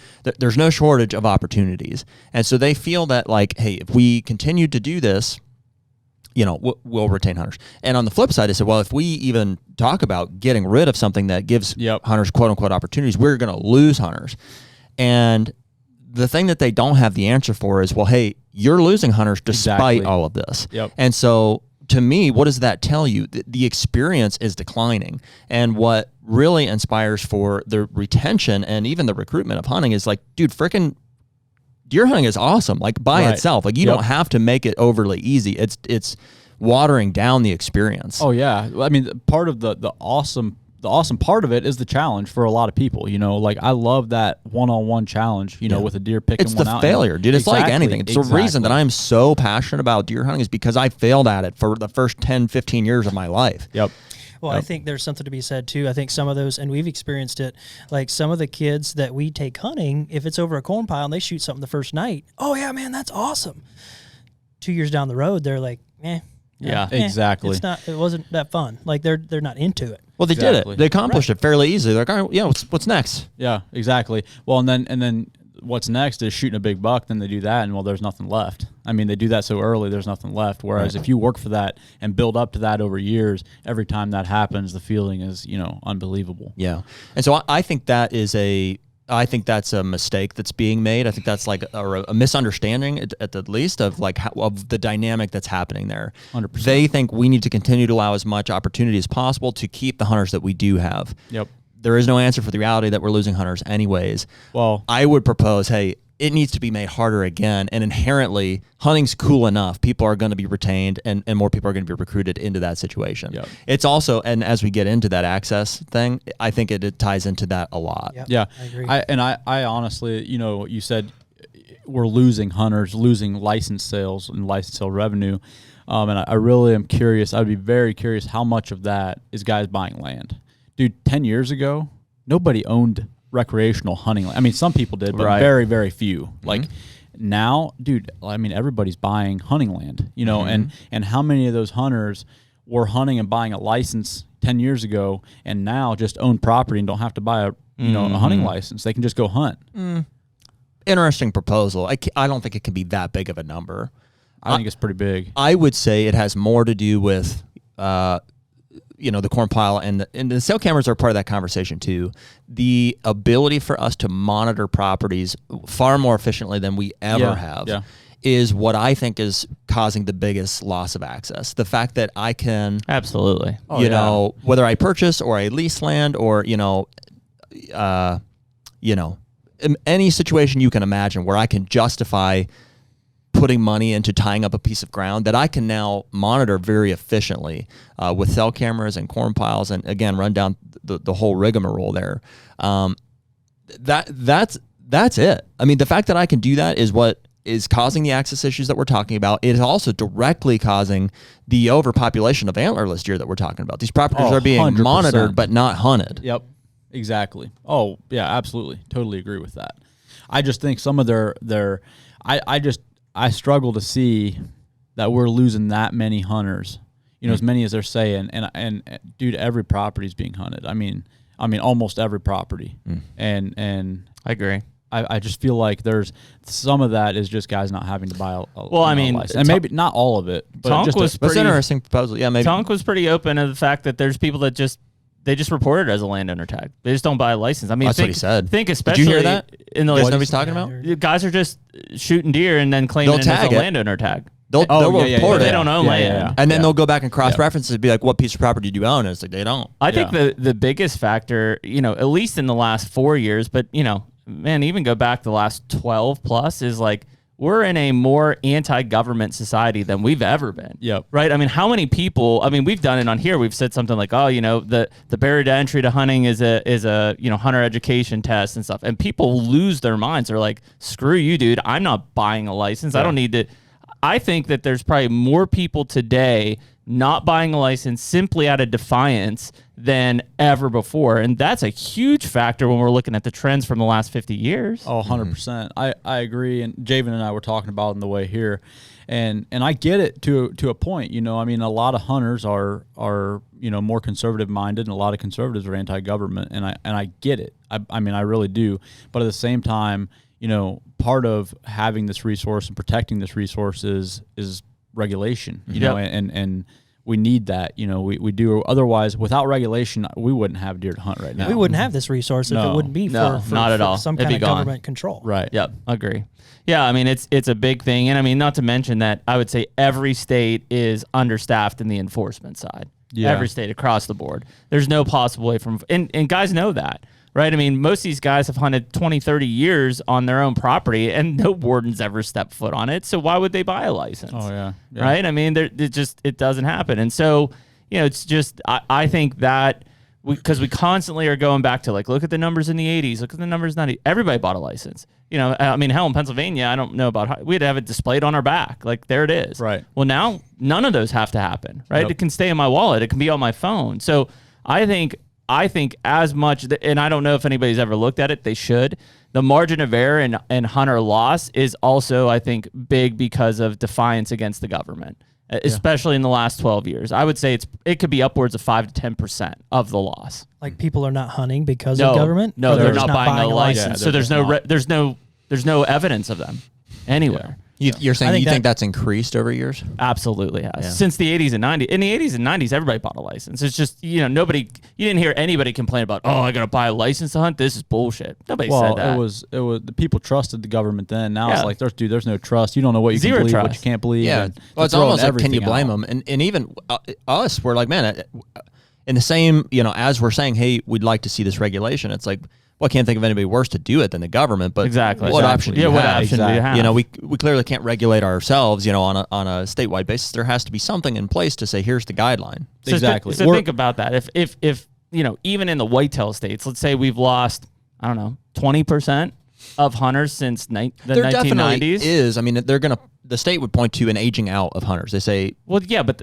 that to me that could be just they're only, what's left from a deduction of like, okay, all these things we've accounted for. I guess it's because people are aging out, but the reality could be they're just not buying a license because they don't care about you. They don't care to buy a license anymore. sure. And if that's that definitely could be. if that's 10%, I mean, you're talking about again that plus this boom in buying land and leasing land and stuff like that. I mean, no wonder it seems like there's more hunters than ever. It's because there really aren't that much less hunters than there have ever been, but there's not many places to hunt anymore. Mm-hmm. Yeah. Because of our ability to monitor, like I was saying earlier. Correct. Yeah. Yep. I'd agree. Yeah. Well, and I think just the big buck craze. That's relatively new. That's in the last 20 years. Mm-hmm. I mean, if people want to kill a big buck, which is what this whole society has continued to be, like you've got to have property and you've got to essentially be able to monitor and control that property. If 15 guys hunt that property, odds of you killing a big buck are not great, which is what it used to be in the 80s and 90s. Like, everybody just hunted wherever the hell they wanted to, basically. Mm-hmm. Well, that has changed because of the way that media and society has been. So you take that, you take the monitoring aspect of things, and you take that probably we aren't losing as many hunters as they actually say we are, and you've got a nasty situation on your hands. Mm-hmm. I think it's a tough and tricky topic or subject when you're talking about government overreach and Mm-hmm. if people aren't following the law, what's going to make the difference if we change laws? Mm-hmm. Right. Unless it's Right. enforceable, unless somebody has enough resources or there's enough people monitoring that are they going to turn their neighbors in? Mm-hmm. If they see a corn pile. I will. Oh yeah, I will. they will for sure. I mean, dude, with the drones now, Yeah. it's very doable. I would hope. Oh yeah, Yeah. it's Well, enforceable. and you said before, you're like, well, nobody will follow that. And I agree. There would be it'll take time. I think. Oh, yeah. From a bait side? From a There's no baiting doubt. side, if it were to be banned, it would surprise me if, 50% would. I would hope for slightly more than that.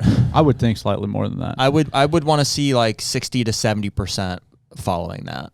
I really see it. I think I do. I think think even that would have a tremendous I think impact. it depends on the area. Like if you're in Probably. southern Ohio, it's less than 50%. Probably. Well, at least you can have targeted enforcement at that point. Sure. But I think with it's same as anything. Obviously there's going to be some people that just don't care or don't they just do their thing. But give it 5 years, 10 years, and it's the new normal. It guys will be. just quit. And if you don't, you're going to get turned in, and then Yeah, But you're that's one labeled a thing. poacher at that point. Right, and that's something that we had talked about. Is there obviously would have to be steep penalties, or guys would just figure it into the cost. If it's just a $100 fine, well, it's just a little bit of extra money. Well, it's even like the loss of license anymore. I don't think anybody cares. Like, you take away their license, they're still going to hunt. Yeah, that's why I think if you could, there's definitely got to be things in place, for that. But take it as from an example of, if you are baiting, well, then you shoot a deer over it. Now it's a whole different,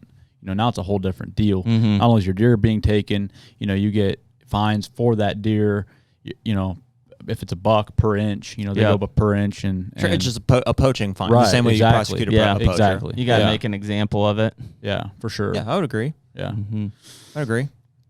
Yeah, I don't know. I don't know what the participation would be. Like I said, I'd like to believe it's at least 50%, but yeah, I have to. I mean, dude, I think people are, generally good. I mean, in their approach towards hunting, it's just, it's totally legal now. There's nothing wrong with it, So I don't think people are that tied to it. I mean, per what we're saying earlier, maybe 75% of people would say, I don't really want to have to do it. I just feel like I have to. How fast do you think access would come back to the people?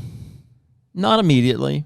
It's tough because it's gone that way for so long. Like it's not like everybody that owns private land now is immediately going to have an abundant resource where they're like, hey, come on back, everybody. Yeah. I do think that will happen over time. That's kind of the long answer to the small property owner who may immediately lose some ability to kill deer off of their small parcel. Is that those resources? I mean, the resource will move back quickly. So the deer, corn pile's gone. Boom, they're right back where they should be. The age, I think, starts to come back over. They only get 1 year older 1 year at a time, and so as that happens, I think that the abundance of the quality resource or of the age structure on the total landscape begins to come back to equilibrium, like back to where it should be. And I do think that people are inherently generous. I mean, dude, I've said a million times, like, I've got a big property in Ohio. My family does. I would love to bring more. Dude, Jeremy doesn't even have an invite to my farm, mainly because I don't own the farm, and it's my dad. And we have other guys hunter. But do you know how much I would love to have you out to my farm? And if we had even more of the quality deer that we're after to do that, that'd be the first thing that we would do. And it wouldn't stop there. I'd love to bring, more people, more kids, get more people into hunting to say, hey, we've got this awesome, we've got 1,000 acres out here. It's like, we should have, so many opportunities for people, but I don't. I sit on it because I have 2 eggs and I'm sitting there and I just like, there's not even enough for it's that insulation. The guys that do hunt it. And it sucks. It sucks. What do you think? I mean, play the devil's advocate of the bait game, right? Because, obviously, we talk about all the stuff on the baiting side. As detrimental, especially in tandem, are cell cams, right? Like, what do you say to the guy who basically says, well, yeah, sure, we get rid of baiting. Like, it helps you because you got 1,000 acres, but my 5 acres is now shit. Why don't we just get rid of cell cams? What do we say? I would say that's definitely a debate to have. Does that solve an issue? I think it does. While still letting people bait. Does. While still letting people bait. So essentially, it does something. It does something, but I think the bait's the big one. I think you take the bait away. Guys still have cell cameras to monitor, but it's not something that's pulling the deer and altering movement. The way that the corn is. Or I don't the bait disagree is. with that, but do you think that if you took the cell cam away and you allowed baiting, you essentially said, hey, we're having a mutual sacrifice here, right? Because I'm giving up cell cams, which is a huge part of my management plan or how I hunt or whatever I do.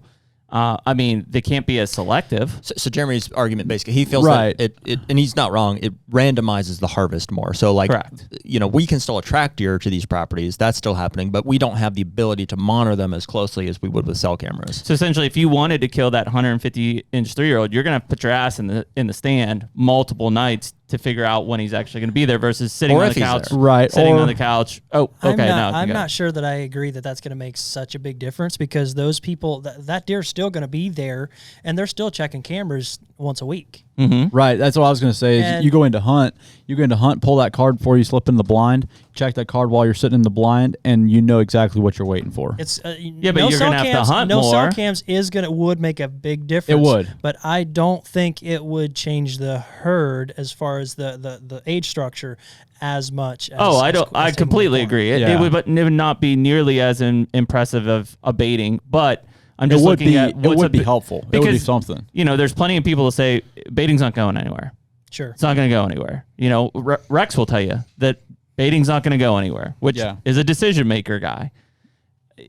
If that's the case, or if we face that ultimate reality, what are the other things that we can do to, again, to Jared's point, maybe make it a little harder, and to all of our points, how do we potentially save some of those higher quality deer from more definitive selection? I would start by I'm far from reaching that reality of baiting's not going away. Okay. I think from Mike Rex's standpoint, it's easy to say that, hoping it goes away, hoping the issue goes away, hoping that we let it go and drop just put it under the rug. But we're not going away. I mean, I'm young. I got a good 30, 40 years left of this fight. That's what excites me, is I feel like we are in a good position to make a change for the next, for the next generation. What do you think overall is your strongest argument to get it removed? Well, CWD is a big one. Big. That's the panic button. If you got to hit that, we'll hit it. Obviously that would take away your mineral and your everything. But if we got to, and it's already been done north of Columbus in 3 or 4 counties. Yeah, and it's spreading. Yeah, it's spreading fast. Yeah. And that's our button. But I think the approach is completely different with the legislators than it is with the Division of Wildlife. The Division of Wildlife, they know the issues. They know. They know it's just a matter of nobody wants change. Nobody likes to make any changes. Whereas, it goes back to the structure, right? Right. That's how I understand it. They're all replaceable. Yeah, exactly. I mean, we've had conversations with the guys after the fact. They're like, listen, we get it. We want to see this as well. But like, if we upset it, like, governor's just going to replace me. Exactly. And that's the issue with, honestly, like I told you, I'm a dreamer. I would love to see that structure change. I don't know if that's even doable, but if it is, we'll look into it. But I think, from our side with the lobbyists, and I know Mike Rex does not like that word lobbyist at all, because it strips them of their power to a point. But I've had that conversation with them because they lobby the legislators directly. They don't like buy Mike steak dinners. They lobby the. Well, they do both. Okay. That was something I wasn't sure about, and I talked to them, and they're I'd like touch. to be lobbied every once in a while. Wine and dine and 69. They like to. They're in touch with the Division of Wildlife as well as legislators. We're actually I'm super excited. Like I'm excited to get into this discussion a little bit on tactics and how we are going to approach this stuff. But like they're just so on it. Like Skip recommended these lobbyists for us, and they're fun to talk to. They light a fire. They just dump gas on the fire essentially.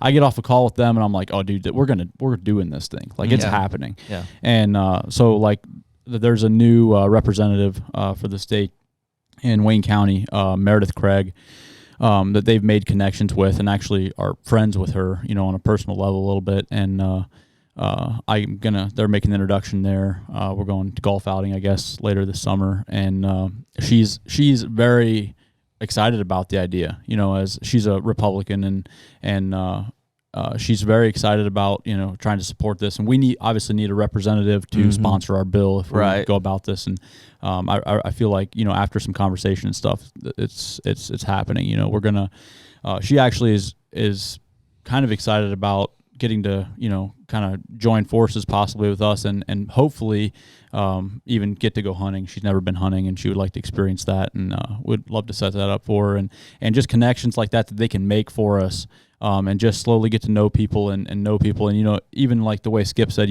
those Raven Crossbow lobbyists, a lot of times they're doing things behind the scenes, lining people's pockets and that type of thing. And I don't want to single anybody out, obviously, but I mean, I'm not opposed. Whatever we got to do, we'll do. I want to make this happen, and in a way, my head's down to where like we are going to try every avenue until we figure something out. To your point of is it just not doable? Well, I think we need to save the. I mean, absolutely the tradition of hunting. And again, it goes back to anybody that's a manager of the herd or any game of that kind. If you're a manager, we're on your side. Like this is not just this is the what tradition, we but want to do. Hunting, period. Right. I mean, exactly. My legitimate fear is like, if we have a declining number of hunters, whether that's just a perception or reality. I agree with Mike in his sentiment. Mike Rex, when he says, like, hey, listen, we need numbers of hunters for influence for political decision making. And if it gets to a point where our numbers get so low because of a lot of the reasons we've talked about, in my opinion, it's the decline of the experience and a loss of access for the reasons we've lined out here.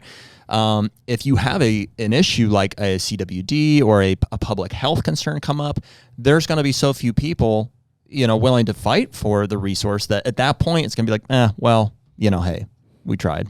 Exactly. We talked about it. And so it's really important that we maintain people that care about the resource if we want it to exist in the future, if hunting is going to exist in the future. Oh, I agree. Absolutely.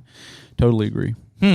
So you guys the issue you're talking about is baiting. You guys are going to potentially work with a lobbyist and or directly with the Division of Wildlife to try to eliminate baiting in the state of Ohio. Yes, exactly. And that's obviously like our main focus. We're an organization. So we're not planning on, hey, we're going to get rid of baiting, we're going to die off, we're going to go away. Like our goal is to be there. If it's on the defense, that's fine. We had talked earlier about some high-powered rifles. People are bringing that into discussion in Ohio, and that's something that we wouldn't like to see happen, obviously. And we'll be there on the defense, as long as we have to, we've run through, like, and just even we've obviously talked several times before. So like some of the other topics that people will point to and say, hey, this is a potential issue that we're having issues. Everybody's trying to achieve kind of the same result. Everybody wants a well-balanced deer herd opportunity. And so baiting is certainly one of them.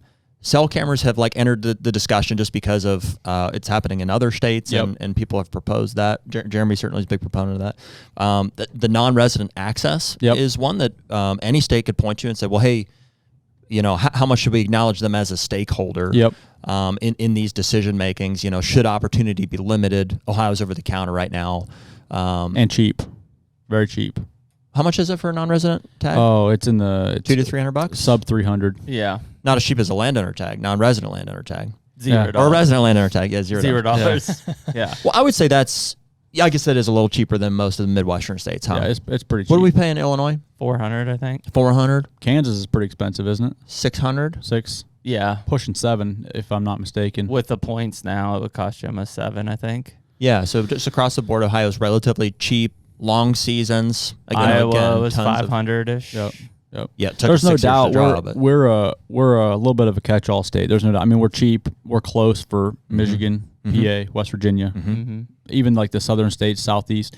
Georgia, North Carolina, South Carolina. We're the first state they get to if they're coming north. Yeah, it's a non-resident's dream. I can go over there and dump a corn pile and be pretty successful in a short amount of time. Well, that's just it. That's another thing is with the baiting and the cell cameras, combined with open for non-residents all the time is, a guy from Georgia can lease a big property, throw a cell camera and a corn pile on it, and he never has to go to that property.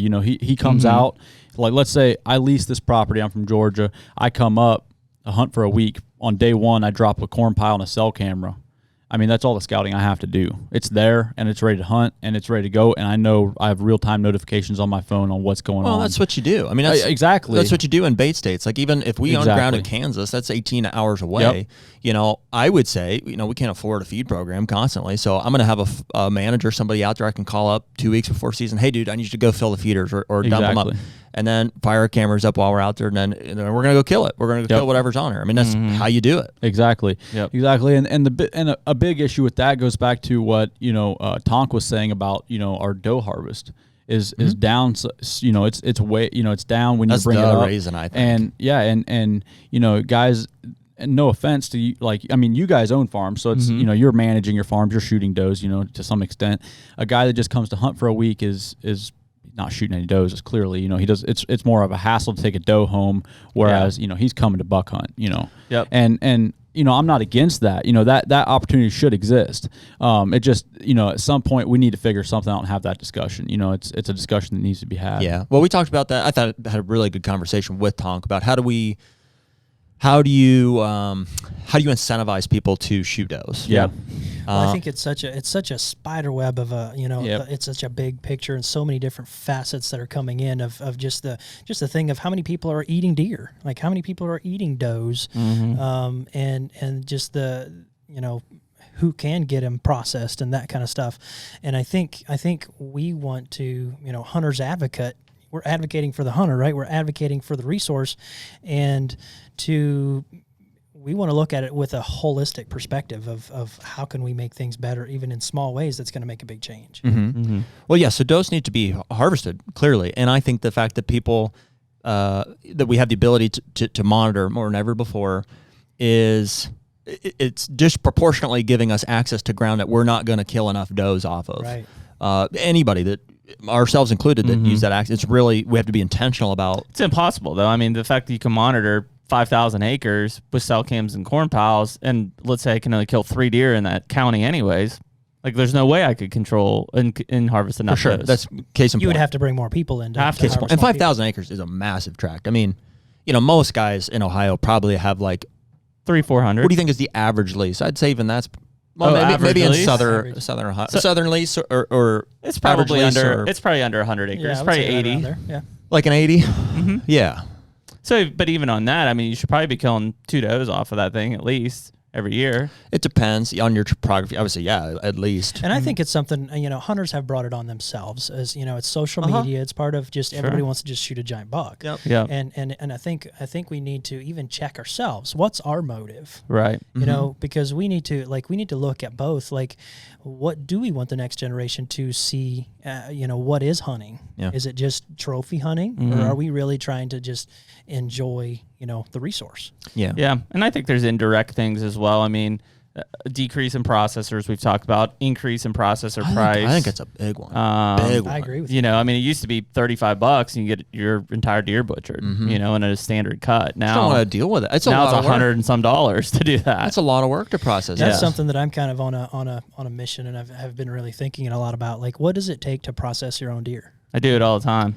Well, that's increased. I think a lot more people process their own deer than ever before. Out of necessity. Like, you make sausage, you make hot dogs, you make, like, what all do you make with processing your own deer? I make hot sausage. I make breakfast sausage. Yeah. But I just don't think it's not kept up with the number of deer that used to be just taken to processors. No. Well, and it's a lot of work, even for like one deer. It's and like you're talking buying equipment and that kind of stuff, right? So it's not like just it's an investment. Like, I remember growing up, we would always, after gun season, we would have 5-6 deer hung up, and we would spend a night in the basement cutting off deer, but then we would still take it to the processor to get it ground up or get it made into whatever we need to make. Can't do it. I didn't even get into the grinding portion of it until like this past year or 2 years ago. We would just basically, it was all steak. It's like, I mean, it comes down to your intention. Is like, I'm not deer hunting for meat. It's like that's a nice thing that comes with it, and certainly the whole process I'm going to embrace. It's a part of it, and we eat all the meat and stuff, or we give some of it away. But I wasn't like, I'm after those back straps. It just was never my mentality. I'm hunting because I like to chase the for sure, the pursuit element of it. I think that's most of us. I think I mean, for me, obviously, like, that's all we eat basically is deer meat. We don't really buy beef. I mean, we'll buy a missing out. Beef's pretty great. Well, I eat it. Okay. I just don't buy a freezer full of beef. But to your point, I think we had talked about that too. And I don't know how it is down like Javen, right where you're at, but up by me, like all our processors, they'll take donated deer and just for free, just drop them off with your confirmation number and they take them, and there's like 3, I think, within 10 minutes of my house that I can drop them off. Done. That's it. Wow. Yeah, we don't see that in other places. I don't think nearly as much. Well, and I'm open to the idea that I'm overlooking them. I don't think I've ever taken a deer to a processor in Ohio. We've always done our own. I've had to because I can't bring it across state lines. So like when Carter shot a buck a couple of years ago on opening day, I had to get that thing to a processor before we came back across the state line. Yeah. And maybe they're out there. I would love for them to be out there. But I mean, Tonk seemed to agree. He's like, yeah, we've had a massive decline in the number of processors. Yeah. I think, like locally to me, there's a lot of Amish, and that's kind of it's one of their go-tos. I think it's part of the community. Yeah. Is just, for sure. Let's figure out a way to make this meat available to other people and just and help people. Yeah. So I think that there's 2 or 3 things there that you could really that you could do that would really, I think, help the antlerless harvest is if you could address the loss in processors, or just promote the ones that are there, somehow coordinate that and make those more readily available for free for people to donate and stuff. Yep. Or for paid, whatever that looks like, and also have some sort of a designated season. We have, like we said, no shortage of time or opportunity to to hunt. It's like our season literally opens like the last weekend of September and closes the first weekend in February. Never stops as far as from an archery standpoint. I personally would be willing to give up a little bit of time somewhere in there. We can debate about when that would be. But for everybody to just be like, hey, I can't hunt bucks anyways. Like, this is the time to shoot does. Yep. Because it comes and goes. If even people are well intentioned, they want to, it comes and goes. Or I don't mess up this opportunity on this buck. Or, Exactly. Even for me, you know, Dad and I hunt the same properties, and then I shoot a buck. Well, I'm not going to go in there and just start doe hunting because he's still looking for a buck, you know, or vice versa. You know, it's so that's definitely. I think a doe season would be huge, but I think where they, you know, what part of the season they put that into is huge, because me and Javen were talking about that a little bit, and you know, if you put that in there early season, it's tough, because what if I have, you know, 180-inch deer I'm chasing? I'm just going to stay out. I'm not going to go in there and risk bumping that deer off my property, even though he won't get shot. I don't want to, you know, I don't want to booger him up.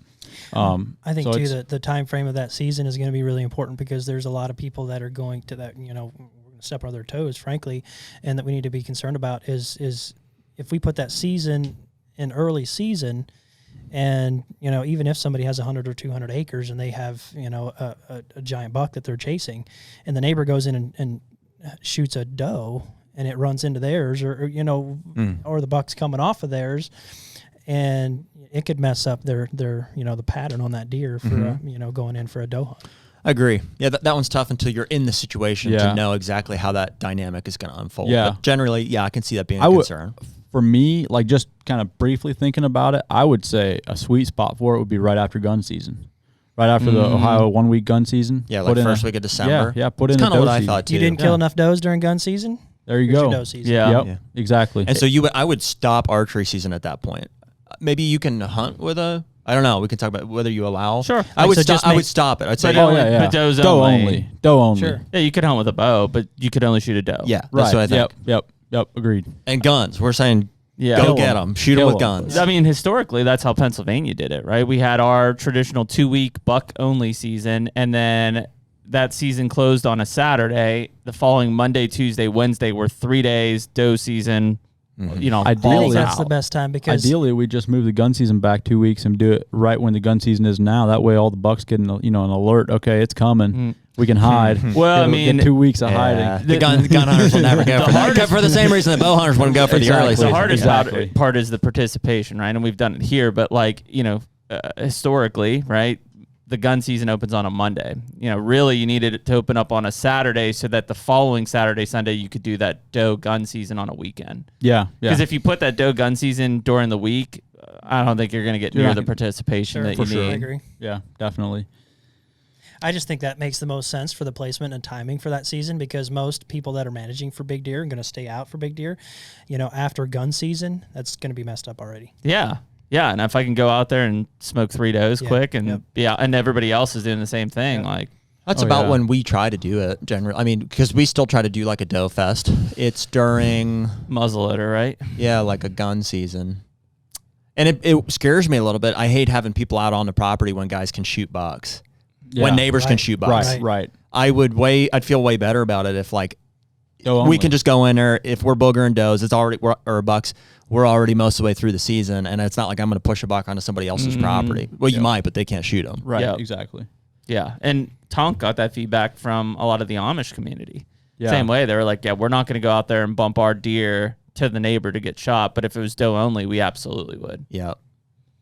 Yep. Yeah, so that's a big, I know that Mike is looking at that as one of the bigger issues we have in the state right now. It's just an overpopulation of deer, period, but we know that it's primarily antlerless doe. And why not? I mean, we all could use like a little bit of a breather and fun from a pretty stressful season. Like when it's just doe Just only. be fun. Just it's just wide open, just having a blast, man. But anytime that bring back potential some of is- that tradition of just Yes. hanging out and having Yeah. fun and just, stress free. Just Yes. let's I just know. go get it. There isn't any of that right now in Ohio season. Like if I wanted to, I could be stressed out about keeping deer Yep. alive the entire season. Oh, yeah. Exactly. I'm willing to give like a 3-day deal where I don't have to worry about that. Yep. We can just we can go have fun and shoot does. Yeah, Absolutely. I agree. No, I think that would be a big one. But yeah, I mean, unless you do something like that, I don't see how you're going to entice people to kill more antlerless deer. I just don't think it's going to happen. Mm-hmm. Like it. Well, with there's the- other, so there's tools, but There's, You know, like buck. earn a buck. earn a buck is one. But that's gone south on a lot of places that they've had it. That's a tough one. For whatever reason, people just don't like it. They don't like being forced to do that. Yeah, that and I mean, we're having enough bucks shot as is, in Ohio. I feel like if you do an earn a buck, it would have to almost be like the first however many people to shoot a doe get a second buck tag. You have to shoot a buck. You have to fill your buck tag, and then shoot a doe before you get your second buck tag. I think that has a potential. What do you mean a second buck tag? Who's getting a second? Like if you didn't earn a buck. Earn a buck is getting you multiple buck tags. That's why people are doing it in Wisconsin. Oh, I was thinking it's for your first buck. Oh, you could. I was thinking earn a buck would be buck number 2. You got to shoot a doe before you get even the first buck tag. Oh wow, that would be interesting. Yeah, that's how. Oh, that's mostly just earn for a the buck. second. I've never heard of earn a second buck tag. I have. Honestly, I think people would just check in a doe. Yeah. Well, I was going to say, if somebody's going to follow the rules on that, then they are super, intentional about managing for giant deer. That could come to the access issue, because if somebody had enough, money to do it, I would just go buy another piece that I can go shoot a doe quick. Yeah. So that I can not mess up my opening weekend on my, And the only reason acres. it did work in Wisconsin is because there were mandatory check stations. So you had to bring that. I mean, now given there's stories, guys were picking up roadkills and tagging them and, whatever. But nice move. But I mean, with an online check system, I mean, people would just check in the invisible doe. You'd show that you killed 500,000 does, but you really didn't kill but 100,000. I think that would skew up the whole system. Yeah. I am, I don't want to see that. I don't like feeling like we have to twist the arm, but man, if you guys were gonna try to address a non-resident, if there was a demographic that you were gonna place something like that on, I would say non-residents is like potentially where you could consider. You say, hey, non-residents, you guys have, but that's tough also, because those guys probably have more limited time even than residents. Limited time, limited time, and then also, how are they going to take care of that deer? Right, same issue. Yeah. Right, and you got to shoot the doe first, so you got to shoot that doe early in your trip. It just causes problems. They're just going to report. So I don't love deer. earn a buck, and everybody seems to just not like it. No, and without a mandatory check station, it's almost impossible, because people just lie, and then you're really in a bad situation. Yeah, you can't force people to do things like that's. You really want to just give them an opportunity and a reason and an excuse and the time. Like, just give them. Agree. Give them a reason to want to do it. Yeah, and you can't push it too late, because I mean, by the time we get mid-December, bucks are dropping, and like now you're shooting shed bucks. Something that's been brought up a lot is shortening the season in Ohio, bow season off the end. I'd be open to it. I mean, there's last year over 3,000 shed bucks got killed. And that's something that a lot of people brought up, just talking to people at trade shows and stuff. People came up, hey man, we should really work towards shortening that season. I mean, do we really need like the last 2 weeks of January and first week of February? Is that archery harvest or gun harvest? Archery. Oh, really? Interesting. Yeah, personally, I like that late season. Sure. If I got beans out, sometimes that last week or 2 weeks is the only cold snap I get. Yep, I like it personally, but I'm open to hearing. I'm definitely open to hearing that. And having that discussion. Well, weren't you guys talking on your podcast the other, with Mike or from the ODNR, that it could also potentially up your doe harvests if you end it right at the end of muzzleloader season, to where you're not giving people you're not giving people another chance to get out with archery tackle and be like, and then I'll shoot my doe in the next 3 weeks with the bow. I think that's a huge piece of it. Well, I think it's everything that you guys are trying to address should be done strategically, obviously. 100%. And so there's different. Each of these factors probably has a different level of impact, and so what we'd like to see done, or my advice would be, tackle them in order of like the lowest hanging fruit, and you don't know how big of an impact one is going to have in tandem with the other. You could probably say, whatever, we could vote on it, we could agree or disagree. So I think that baiting has the biggest impact. Oh, agreed. And so in theory, your strategy would say, let's address that first, and then there needs to be some time to say, okay, how's this going to? That's a massive change. Yep. Before you say, okay, here's the next thing that we think we've made progress here. We feel like people are generally happy with this change. Here's what we're seeing. Here would be the next thing on the list. I don't know what that is. I mean, I personally feel so strongly about it. I don't know what the second one is, or if anything would even be required. There's a bunch of stuff that is there but needs discussion. Even looking at bobcats, looking at like the season dates, doe season, cell cameras, And I'm not saying non-residents. I'm not saying any of this stuff is like, hey, this needs to happen when you change this. But there's a discussion that needs to be had about these things, in my opinion. Well, that's what I told you on a phone call the other day. I said, hey, listen, full transparency. I said, if your number one objective is limit non-resident opportunities, as non-residents, I was like, I can't support it. Right. However, if some of these lower hanging things that I think are causing a big problem are addressed, and we still feel like there's a big problem, and I'm open to the idea that non-resident opportunities need to be, certainly they are behind resident opportunities. Right. At that point, as a non-resident, even I would say, yeah, we need to probably address that. Right. Yeah. And I think some of that stuff, we'll see what needs to be done. If let's say we get the baiting thrown out and there's no more baiting in Ohio, I think you'll then within a couple of years you'll see, okay, this is our next issue. Or and I think you'll also lose non-residents pretty quickly on that, because guys won't have the easy button anymore. Exactly. Well, I think even your guys, so like I'm sure you guys in your organization, like with what you're going, you probably have some pressure for guys saying, hey, non-residents is the number one issue. Whether you do or not, I would bet you that if you go and have this conversation to say, well, listen, that definitely could be a problem. We're seeing like, hey, here's the number of licenses they represent. Here's the amount of acreage. I'm sure you could find those things out. Yep. We feel that this will help with that issue. Yep. I think they're going to generally agree. You're probably right. If we got rid of baiting, non-residents are not going to be as readily jumping in and occupying all these small properties and baiting deer off these properties that we should have access to. For sure. They'll say, yeah, probably. It'll automatically cut down on some of the leases. I talked to a farmer, actually he's close to Bend, that leases out, I think it's like 2,500 acres to guys from Alabama. Mm-hmm. And he said they come up, there's five or six guys, they come up and they hunt for 1 week. They usually all shoot a buck and they're gone. There's no does being shot, and they're doing it all over bait. Yep. And there's nothing wrong with it. It's legal right now. But that would cut down on some of that. That they're not going to pay that much money if they only have a week to come up and hunt. So what would be a better situation? I think you'd say we still like their license revenue. We still want them to come and hunt. There's plenty of opportunity. I don't think they need 2,500 acres to kill the deer that they they're probably are after. Right. At least year round, that nobody else can get to. I think this is where there's strategies that they could still come up and do the same thing if they do it right with woodsmanship. Those bucks are still going to be there. Yeah. Right. And potentially even more if we get our age structure higher. Well, how do you think there's going to be a higher opportunity for you to shoot a 170-inch buck if there's 4 in the neighborhood versus if there's 1. How do you think that affects the dynamic? I mean, if I'm those Alabama guys, we lease 2,500 acres. Our strategy is to dump corn and we all shoot bucks. How do you think that changes? Like if baiting is now illegal, I call Jeremy and say, hey, our lease, dude, we can't bait up there anymore.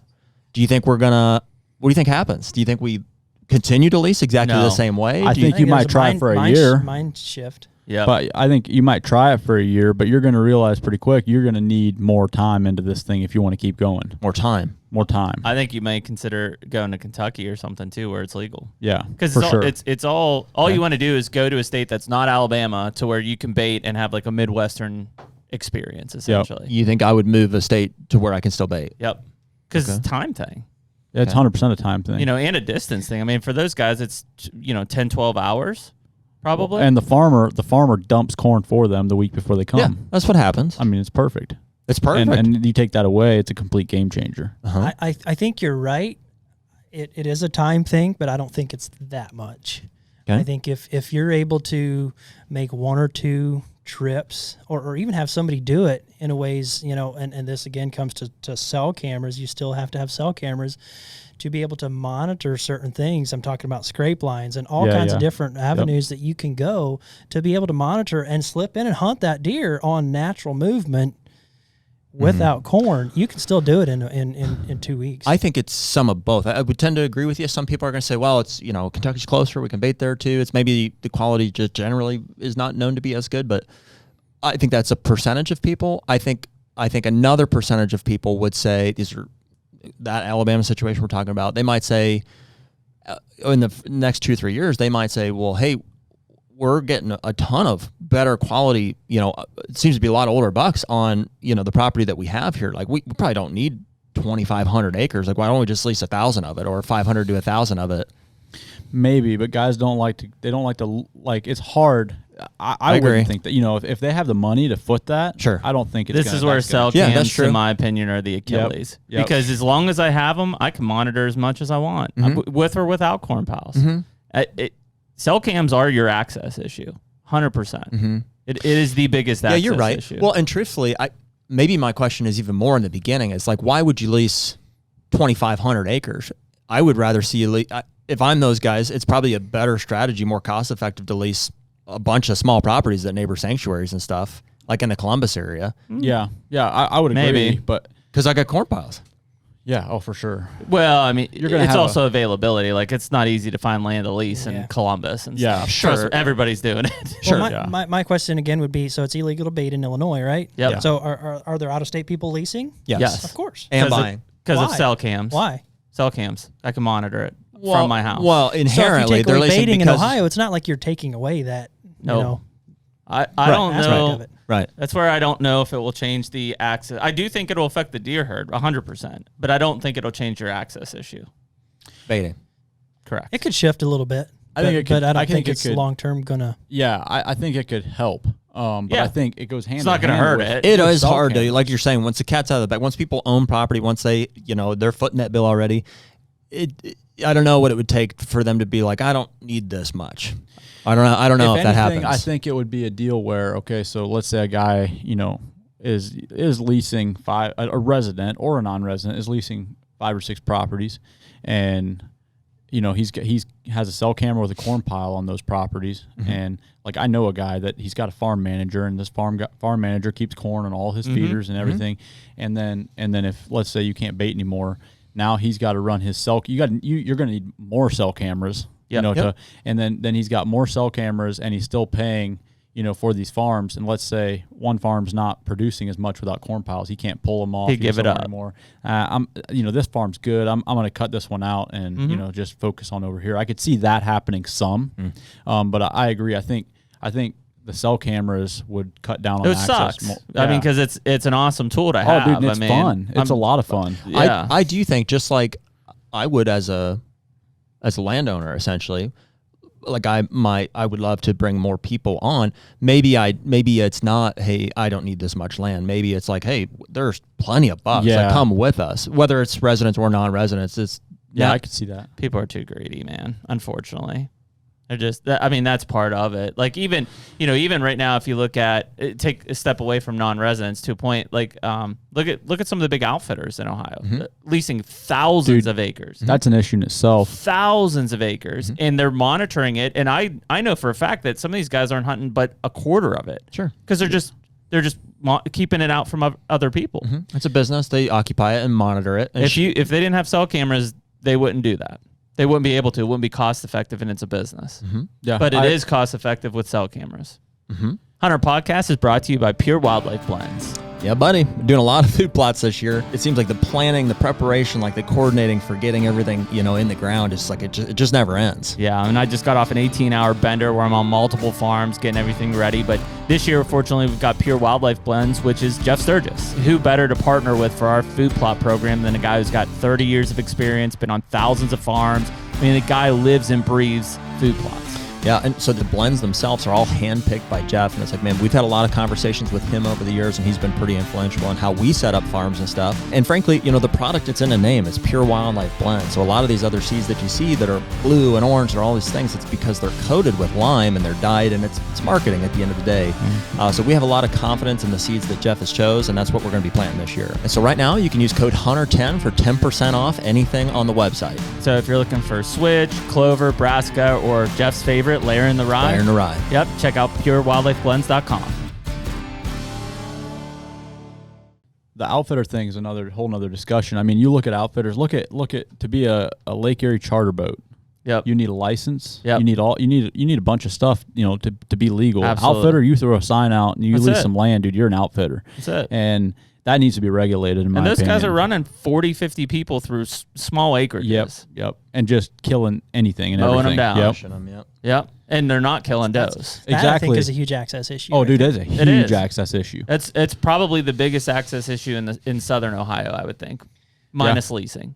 Yeah. Like just outfit the amount of expansion that the outfitters have taken in down there. Let's talk real quick because I agree with you. I mean, I agree that the monitoring is what allows people to occupy or the incentive to occupy large groups of ground. I think that your ability to do so is limited slightly by corn piles, but doesn't eliminate it. No, not at all. However, I don't know how you regulate the use of cell cams on private land. I think that is a form of government overreach. I agree because I mean people are going to make the argument. I mean it's a surveillance camera, right? Right, and it is. That's. I'm just surveilling my property to make sure nobody's trespassing. And it should be your right to do so. I mean, right? I just don't know. I'm agreeing with you, Jeremy, in that is causing the problem, but I don't know how you address that. The difference is using it and again gray areas, but using it in the aid of hunting is it's a whole different thing. You gotta try to eliminate that as much as possible. Agreed. I'm just saying like from a government overreach standpoint, if they're using this regulation as a tool to benefit or manage the resource is different than saying, hey, you can't have this. You're not allowed to possess this. I think that's two different things. And you're not going to stop them all. But I think if you just said, I'm banning cellular trail cameras, sure, I could go get an Arlo or, a Ring or whatever and put those out and have that. Great, do it. But 80% of your hunters won't do it. Yeah, it's way too expensive, and frankly, most of them need Wi-Fi connection. You can't do it via cellular connection, or it's really shitty. Yeah, I mean that's one way. I mean, the technology is going to continue to evolve, and But I mean, that's an easy blanket, right? That's one thing, dude. As the technology evolves, the laws need to advance as well. Sure. They have to keep up, or we're going to get out of. I mean, we're already on the brink of out of control. Sure. You bring some of this new technology in, like thermal, and some of this stuff. It's we even think like it's got to be regulated. Think about muzzleloader season. Custom muzzleloader shoot 800 yards now. Yeah, that's not what the muzzleloader season was set up around, right? It was set up around like average shooting muzzleloaders of 200 and in. Yeah. Right. To compare them back then to shotguns. Now it's like you've got custom muzzleloader shoot 800 yards flat. Yeah, I'm struggling with the argument because I agree with you that it's. What'd you do before cell cameras? How'd you monitor your property security? I did. Well, yeah, we didn't. We drove around. I mean, our regular cameras gave us some indication of after the fact what was there. And so why I'm struggling with is because I agree with you that that's causing. That is why people are occupying so much ground. Like you couldn't justify it. I couldn't justify owning a ton of ground if I couldn't know what was there efficiently, which trail cameras, especially cell cameras over corn piles, allow me to do.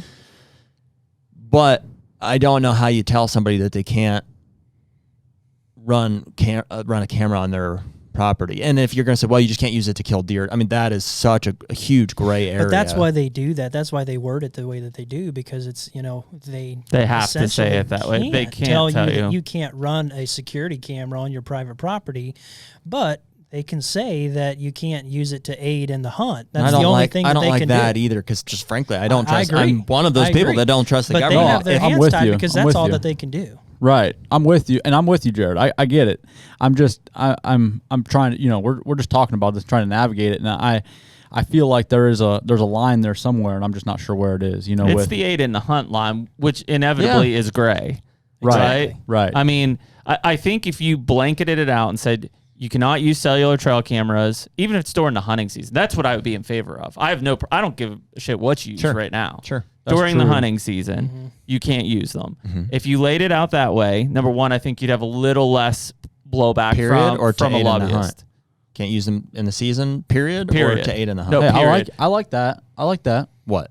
That you can't use them during the hunting season, period. Yeah. Period. Okay. Period. Yeah. Right. But that doesn't stop me from using my Ring cameras on my house. And yeah, I guess if I want to put a Ring camera in the food plot in my backyard, I probably could. Yeah. However, you're right. If I shoot a deer over that and a warden comes and I use it in the hunt. There's no way you can't hide from it. You can't say, oh, well, I didn't know. You did know. You hunted over it and it's right here.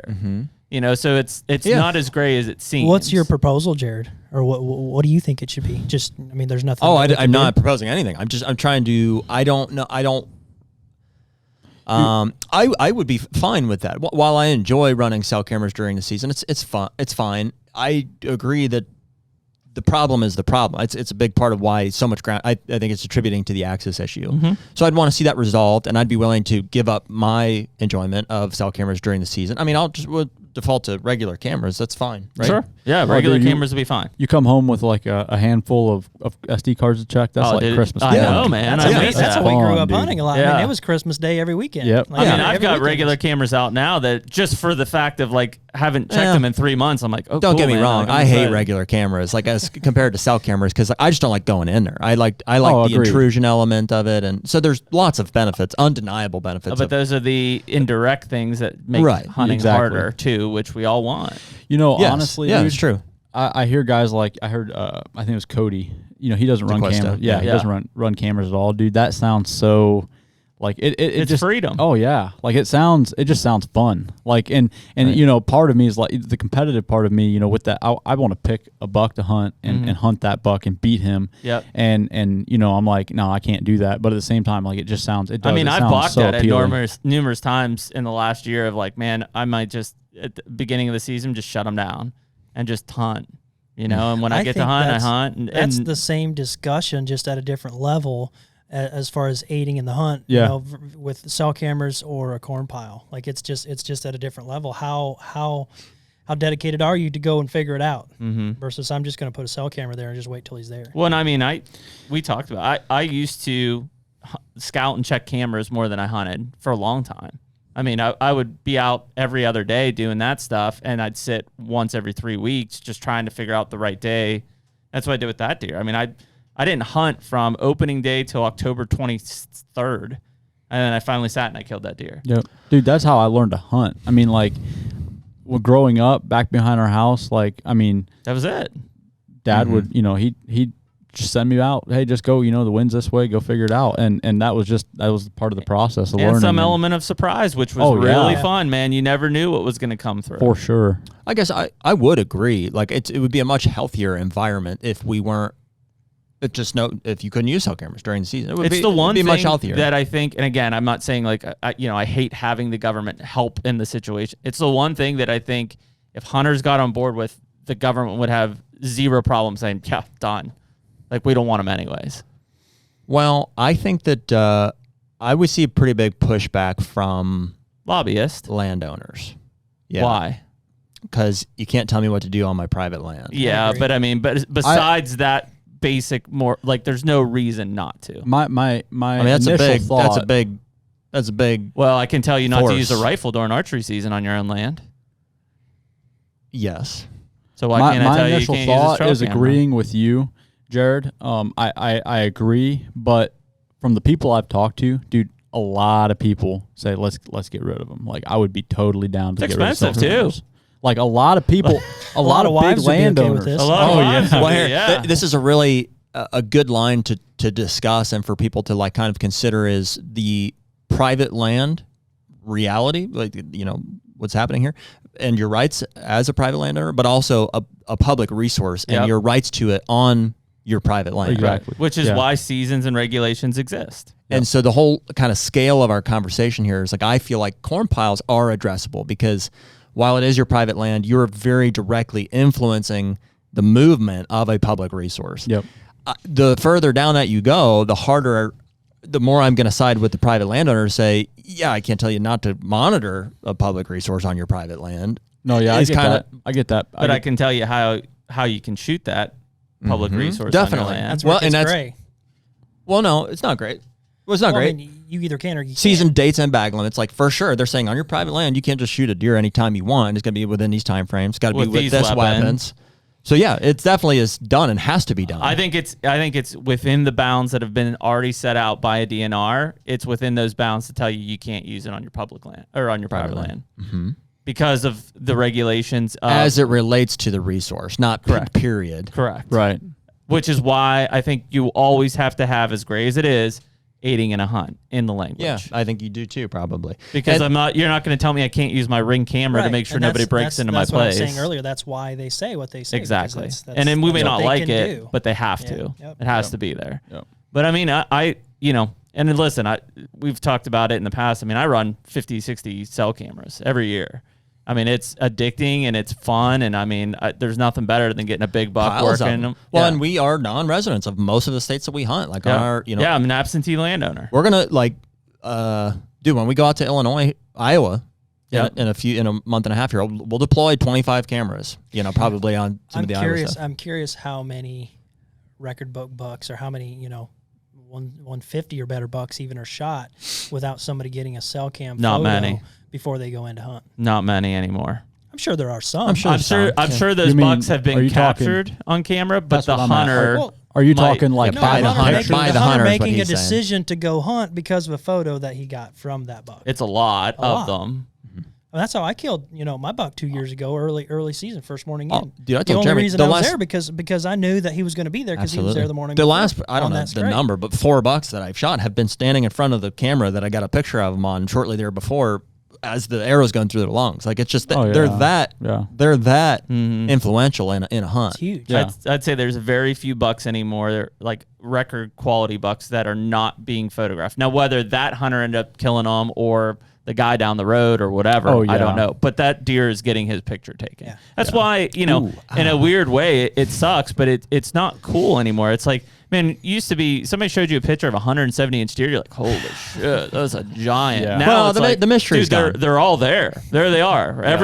Within 5 minutes of them getting their picture taken, somebody's put it on social media. There it is. The mystery's been revealed. And that to me, before we had our imagination, issue. what's out there? What does he look? What made this rub? That put people in a position to where even if their property was desolate, they still had to go and hunt because there could have been a chance. Now they know that it sucks. Well, you know what? On the flip side, dude, it saves a lot of deer too. It does. Oh, for sure. What does? Cell cameras. Oh, sure. Didn't have a picture of him. I'm not going. Yeah, and he was there. Yeah, or I'm going to pass him because there is an older buck that I didn't know existed. Yep. You know what's funny, dude? It's not that long ago, like a couple of years ago, as technology was evolving and myself as a millennial was, fully embracing it. My dad is one of those, he's like, I'm holding out for a 150, 160 or whatever. And like maybe early on in that, when it was just regular cameras and there was this and that, I was like, hey, maybe more power to you. Good luck. And as those evolved and I became more confident in not only the cell camera technology, but my ability to run them, I was said like, hey, I admire your courage, but I'm guaranteeing you he's not there. Yeah. So you're wasting your time. Yeah. And that's takes the fun out of it. It does. Well, and I think it, again, just... Yeah, and I'm the bad guy. And that's right. The grind of having to be out there was what you pulled you in. And now it's like, I just sit on my couch and I'm like, yep, tomorrow night's the night. And I think that's why a lot of new hunters lose interest so fast. Oh, yeah, for sure. Because they're just like, okay, go out, boom, killed them. And I'm like, great, see you next year. Yeah. Yeah. There's no wood. I mean, we are at a level where, the woodsmanship in the hunting community is garbage. It's non-existent. If you took away cameras and corn pals for these guys, holy shit, there'd be a lot of people just like, they wouldn't even know where they're at. And the longer we go with nothing done with these regulations, the worse it's going to get. And they want to keep liberalizing them because they believe opportunity equals retention, and it's not true. Work that way, I don't know. Well, clearly it's not. That needs to be acknowledged. Like we're losing hunters regardless. It's obvious, dude. It's right there. It's right there. We're losing hunters, and we keep making it easier and easier. Well, and easier. But I think it's because a lot of the people making decisions aren't hunters, thus they don't understand why making something harder would actually keep you around. Yeah. Well, I think they're also... And that's society in general, right? Yeah. I think they're also fearful of a short-term negative or, Oh, yeah. Sure. So, like, if Mike's group said, hey, we agree, we're going to make baiting illegal, and then if they see any dip more than what they're seeing now in loss of hunters... I don't know how long they're going to let that go before like, oh, that was a mistake. That's what they're really trying to avoid. They did that with the doe season. They had that doe season, was it during or right after the gun season in December a few years back? And Mike said, like, as soon as they did it, like I don't know, they didn't kill enough does or whatever. Like, whoop, mistake, and it was gone. Oh, yeah. Just like that. Yeah. Well, and I think that's important for us to have a discussion on that and be able to talk with, whatever avenues that we use to to explain to them, be able to sit down and have this conversation with them, via lobbyists or whatever their avenues are. And like, this is why this stuff is happening. And if we have their attention enough, for them to listen, then we're onto something. Yeah. Oh yeah. Well, and not to discredit their experience at all. Because I know Mike Rex has killed some giant bucks, and I know he's passionate about it, and and Mike Tonk too. Like, what are these issues we bring up with them? It resonates with both of those guys. However, I know for a fact Mike Tonk told us, he's like, I haven't hunted in 10 years because it's too easy. Is what he told us. He's like, it's just, what am I going to do? Go out and just shoot one with my gun? Exactly. It's too easy. And Mike Rex he's not as quick to admit it, but same situation. So when we first were talking to Mike, he wanted to test, I think, our knowledge of deer. So he sent me this picture of this 3-year-old, whatever, 170 giant 3-year-old. And he's like, how old do you think a deer is? And he probably expected me, based on the antler size, to say, I don't know, old giant deer. It's like, it's pretty clearly a 3-year-old, stud, absolute stud. He's like, yeah, you're right. And so what happened there, and we had this whole discussion about baiting and like cell cams, how that's going to incent. And dude, Mike Rex of all people knows what that deer could be as a 5, 6, 7-year-old deer. And what happened was his son shot that deer.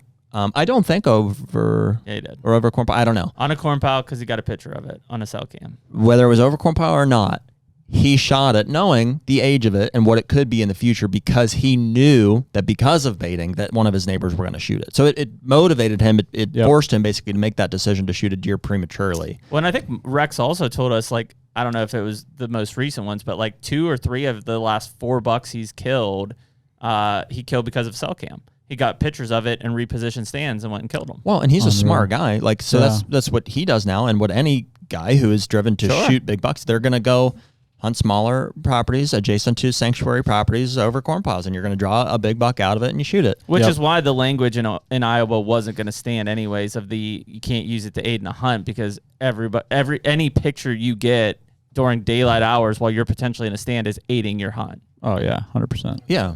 I mean, it's automatically guilty. Well, and here's the double-edged sword of it. It's like, I can beat Mike up all I want, but the reality is, like, he is probably the best voice for us at that level. Absolutely is. And so if he wholeheartedly agreed and said, you're right, we need to make a change here, if he is like out of line, and I don't know how far you'd have to go, but like there's a and he's like, dude, the guy, he's replaceable. Like, the government say, hey, we need somebody that's more aligned with how the direction we're going with the state here. Yeah, he's got to keep his position to keep any power at all. So I want to promote Mike as much as possible. I think he really is the best voice that we have. I think that's part of the reason that he is pretty firm on the corn thing. Because he thinks that if he's the guy that ends up he's out in a heartbeat. That's a death sentence. Yeah. Well, and as much as I like him and I want to promote him, I think he's wrong about that. I don't think that's wrong about... Tonk does too. No, I think Mike Rex will be fired if it happens under his watch. If baiting is banned? Under his watch. Why do you think so? I think the loud, people that want baiting will go above him to legislators, and it'll rain down, and governor will... I don't know if it would be Mike directly. Somebody would I mean, Mike's the chair, and he's the deer guy, which is why I think he would be the one. Well, then if I'm Mike, I'd say to you guys, hey, go to the legislation, get it done. It's not going to be on my hands. Yeah, but I think he still's got to make the final decision, right? Not if there's a law. No. Mike's got the Division of Wildlife has no say when we go to legislation. When we go to the legislators, I mean, they're out.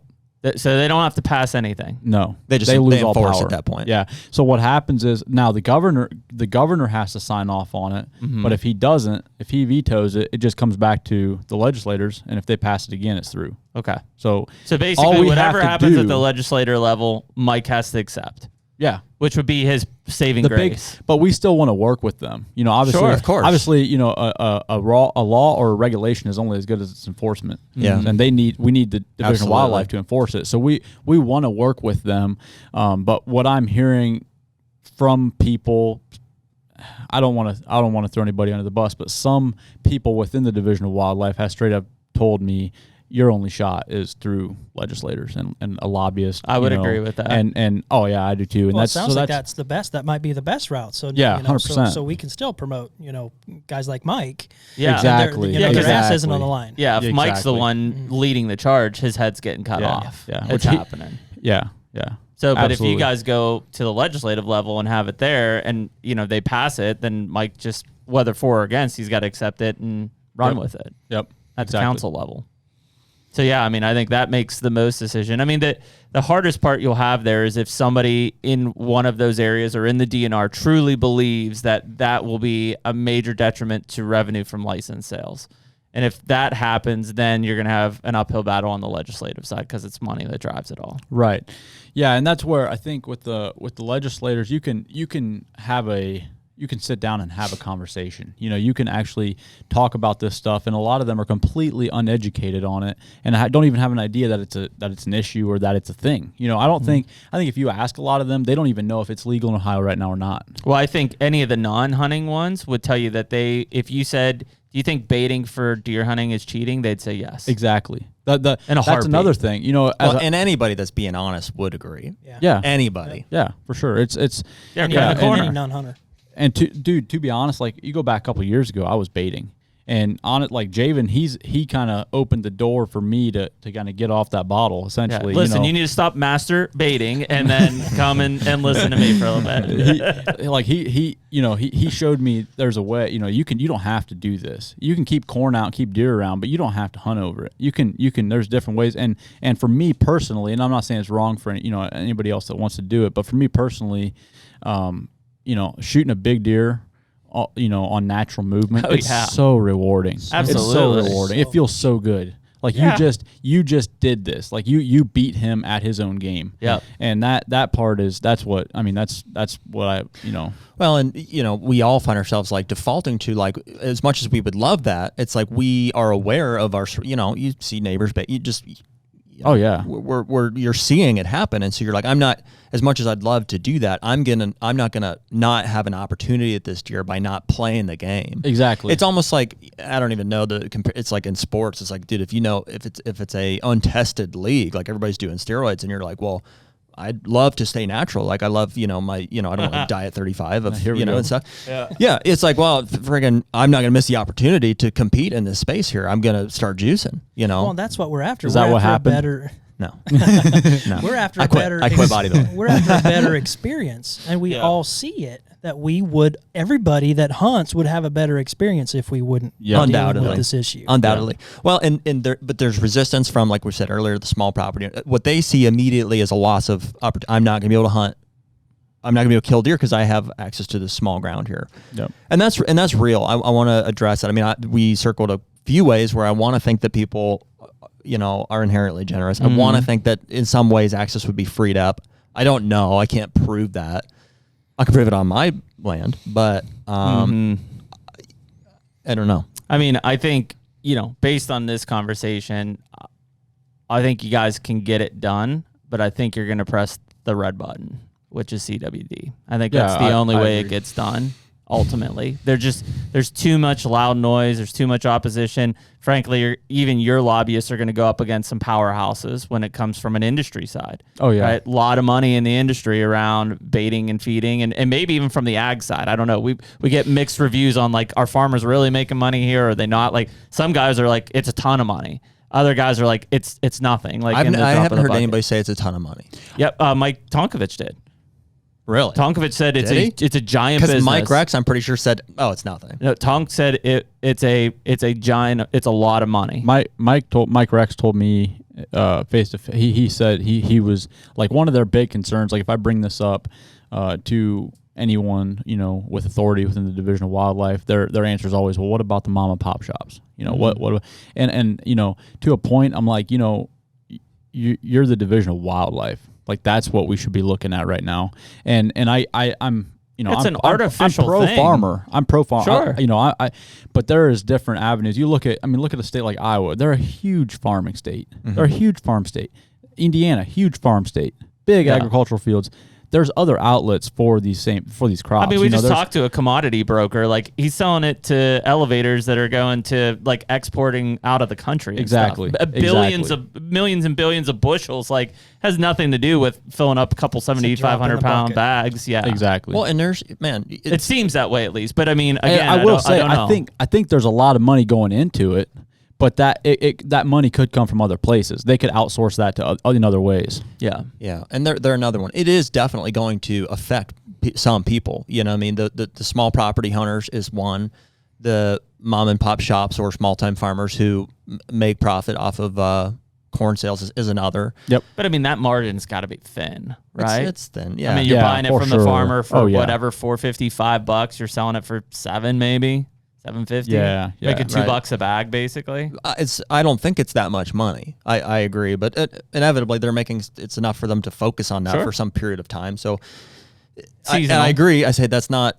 It can't be the reason that it's kept in place. I think the negative is outweighing the positive. But like, yeah, you want to try to find a way to offset that loss if you can. Well, is there again, going back to feeding versus baiting, is there a middle ground? You know, and that's what some people are going to look at. Like, is there a middle ground of at least feeding, you know, during the summer or supplemental feeding? I don't not if your red button is the only way it's getting done. Not your red button, but even just like if you look at, you know, we're still hurting turkeys that way. We're still hurting, you know, the ecosystem. I think we've seen the like, well, let's just try this.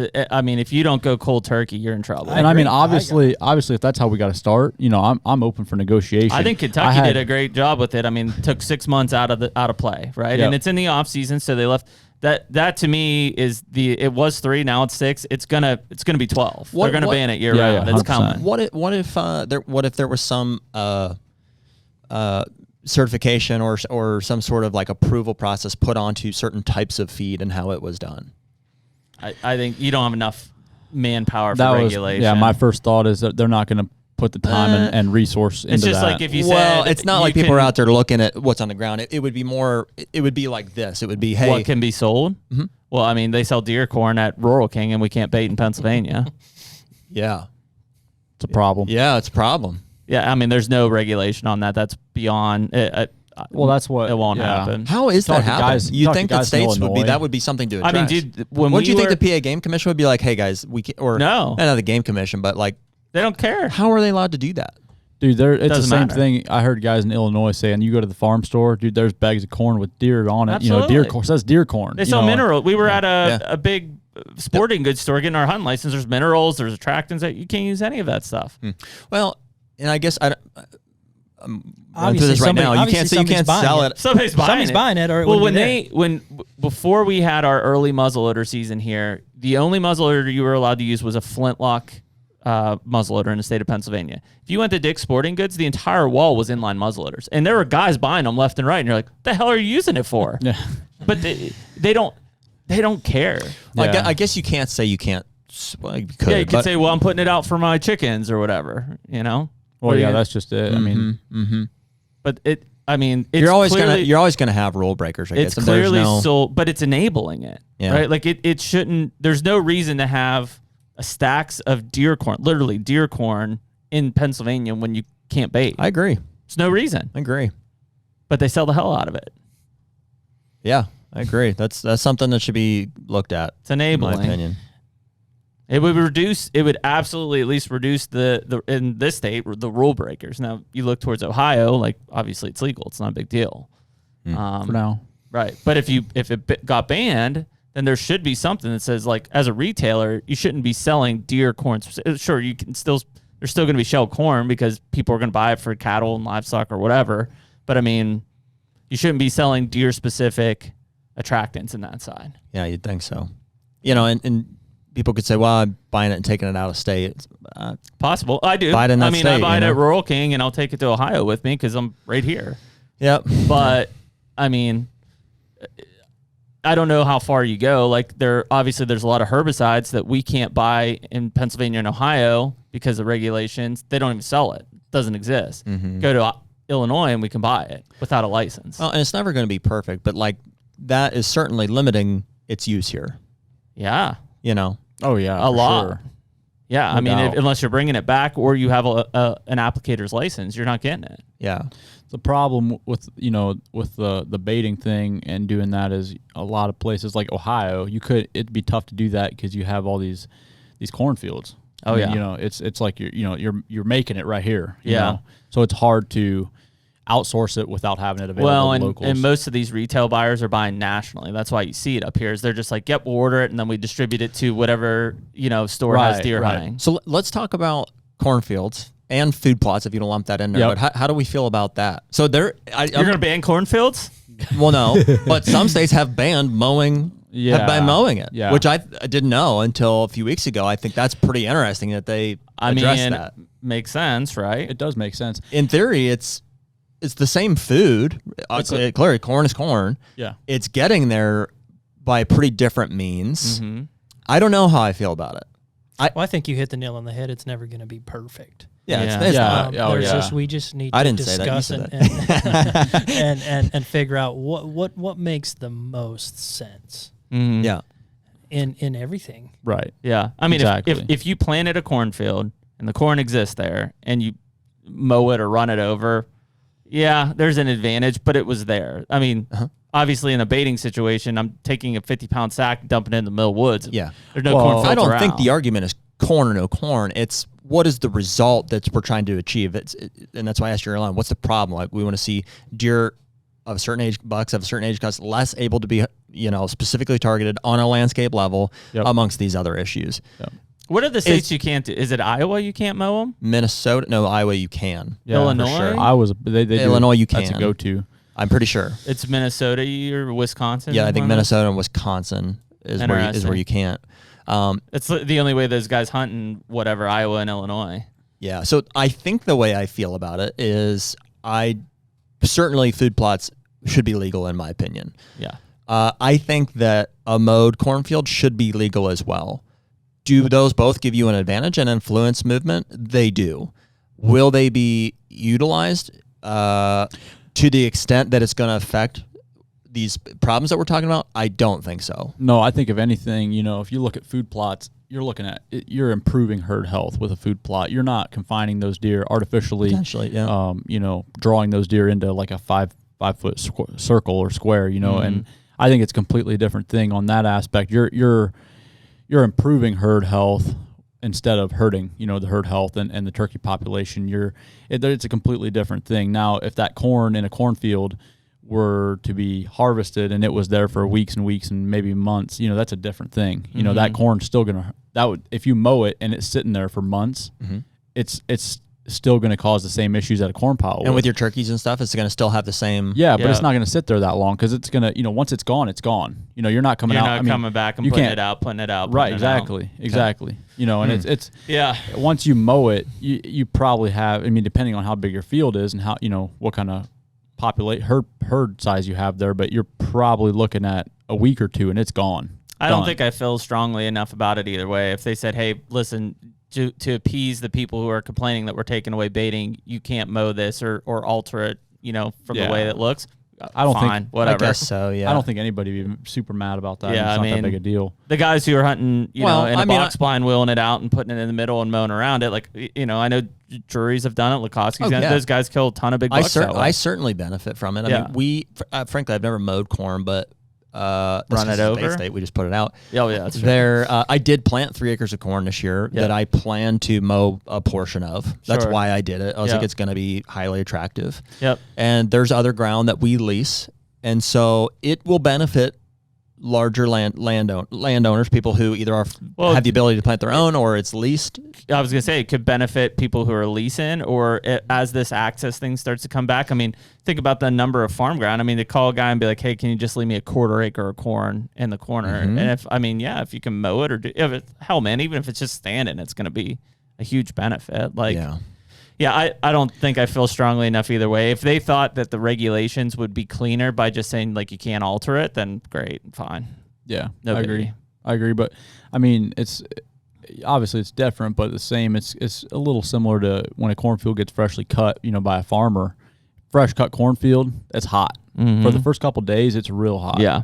Yeah, and there's waste grain. I don't think as much ananymore, dude. They're not wasting. Well, some of those are super efficient. Right. Nowadays, you got to find the guy with the old combine. They're far and few between yeah. anymore. Most of that stuff it gets picked clean. They'll come look, and they'll be like, eh. There's like the field next to mine. We got to get that guy a new combine because he's dropping way too much, and they're all over there after. I don't know if you're gonna want to get him a new one here. You might keep using it, huh? Yeah, but that's the big one. Yeah, I mean, I do think that. Yeah, I don't know how you keep up. That seems to be the complaint from the DNRs is like we just can't keep up with it. You can't, but like we were reviewing with Yoder yesterday. There were like 12 legal electronic devices in the state of Pennsylvania, right? And some of them are normal, like dog GPS collars and range finders, the things you would think. Right. Obviously, the two things that weren't on there were drones in Pennsylvania and cell cameras, or any trail camera wasn't on there.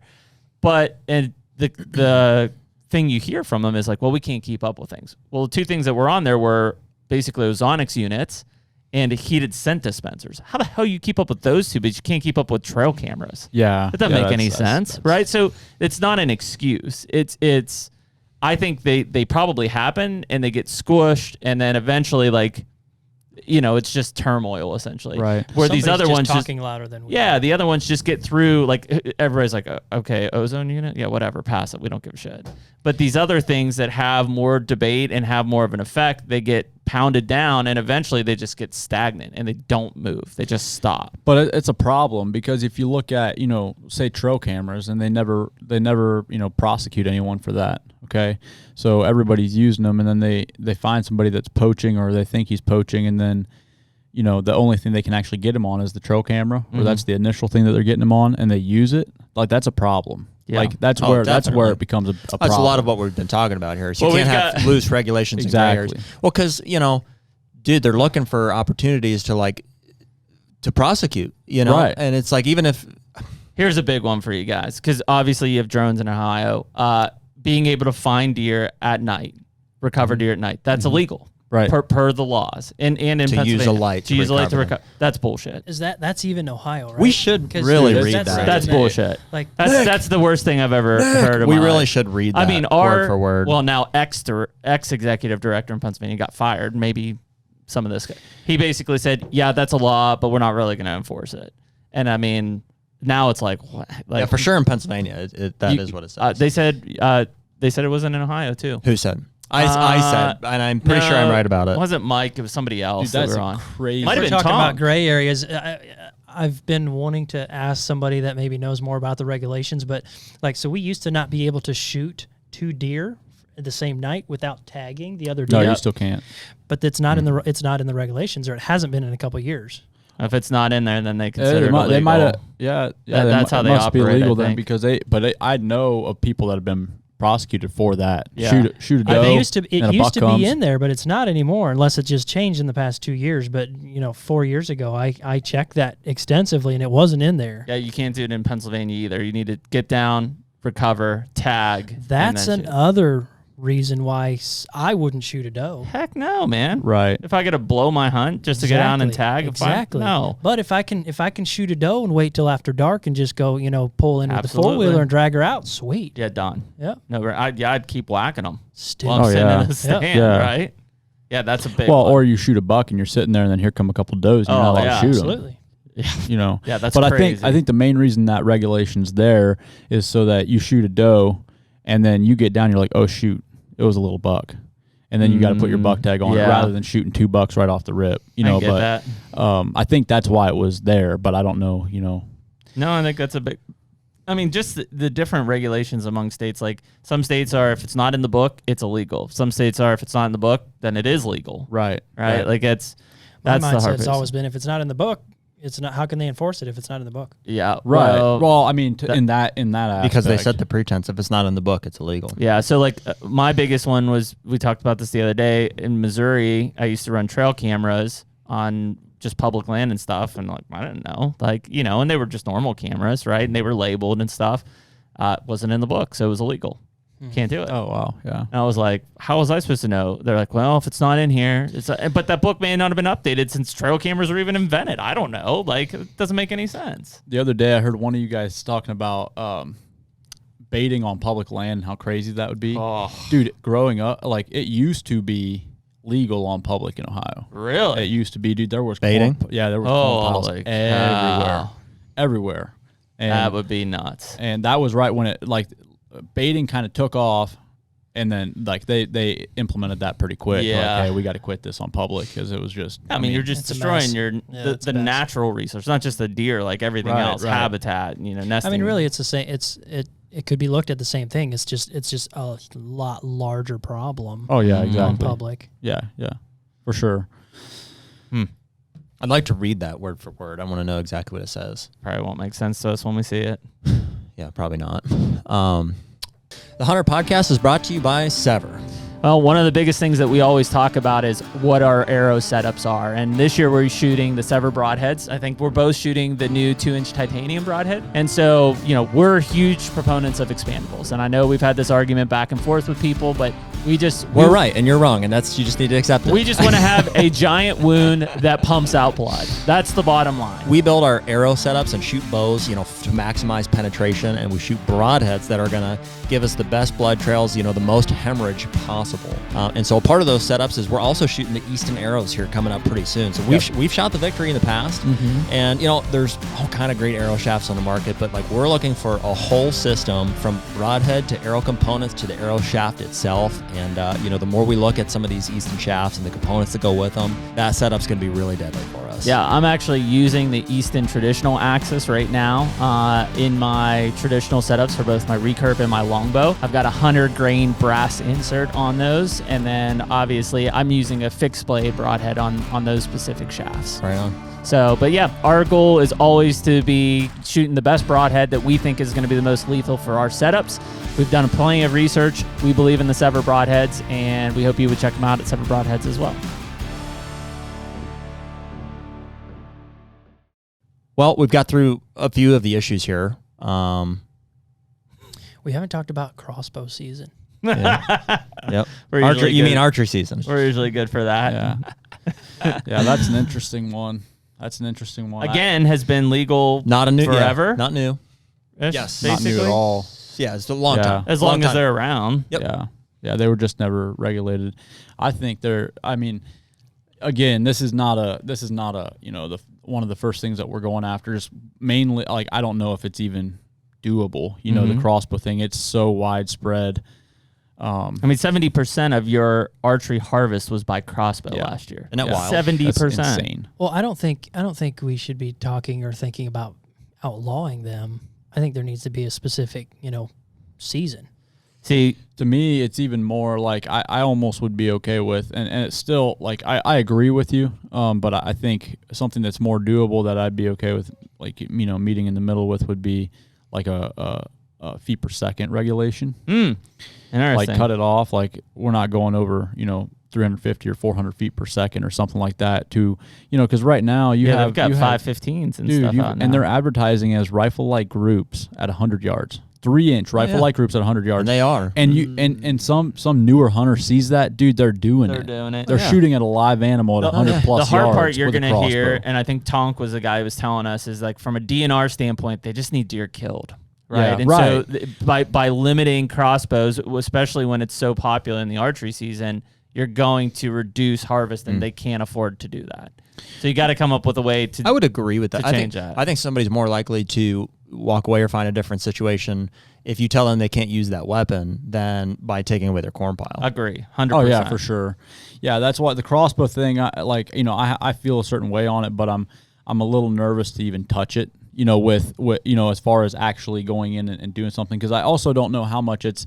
Obviously it's affecting the 70% of the harvest is taken by it, but I don't know how much it's affecting our herd. I agree. In a negative way. You know what I'm saying?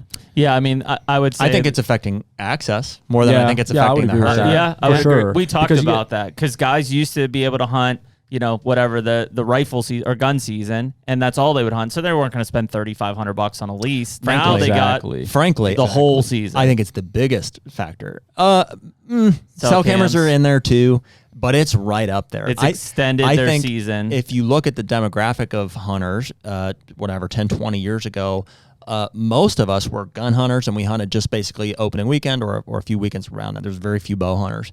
And as crossbow technology improved, and certainly when it became legal during the archery season, it's like it's taking these guys who did that, and they say, well, now I can hunt I can hunt the rut. I can hunt a much longer time throughout the season. Oh yeah. And now I can justify, maybe with that amount of time, I might be able to justify by myself or with some guys purchasing or leasing a piece of property, maybe even out of state. Well, dude, not even just that, but you had farmers that would only go out during gun season and hunt, and then crossbows became legal. Like I had permission on some farms, bow only, because they were just gun hunters. Then crossbows come around, they get a crossbow, and now you're off. Yeah, you're out. I can hunt all the whole season, and I think that happened to a lot of people, and it killed availability of farms. Even just with landowners that were gun only hunters, and that's definitely a big part of it. Yeah, it's a tough one because you got to come up with a solution to not lessen deer harvest numbers, right? You got to keep that high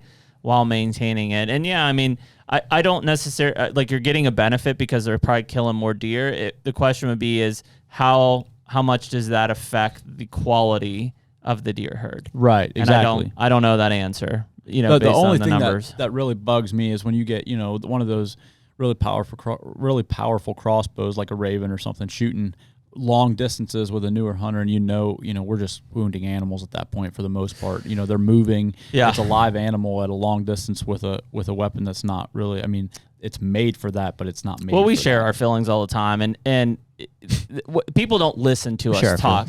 They don't listen to us talk about it because obviously all 4 kids doing it. Have zero problem with kids. Exactly. You have a disability. You have a shoulder injury. You can't. Like it used to be.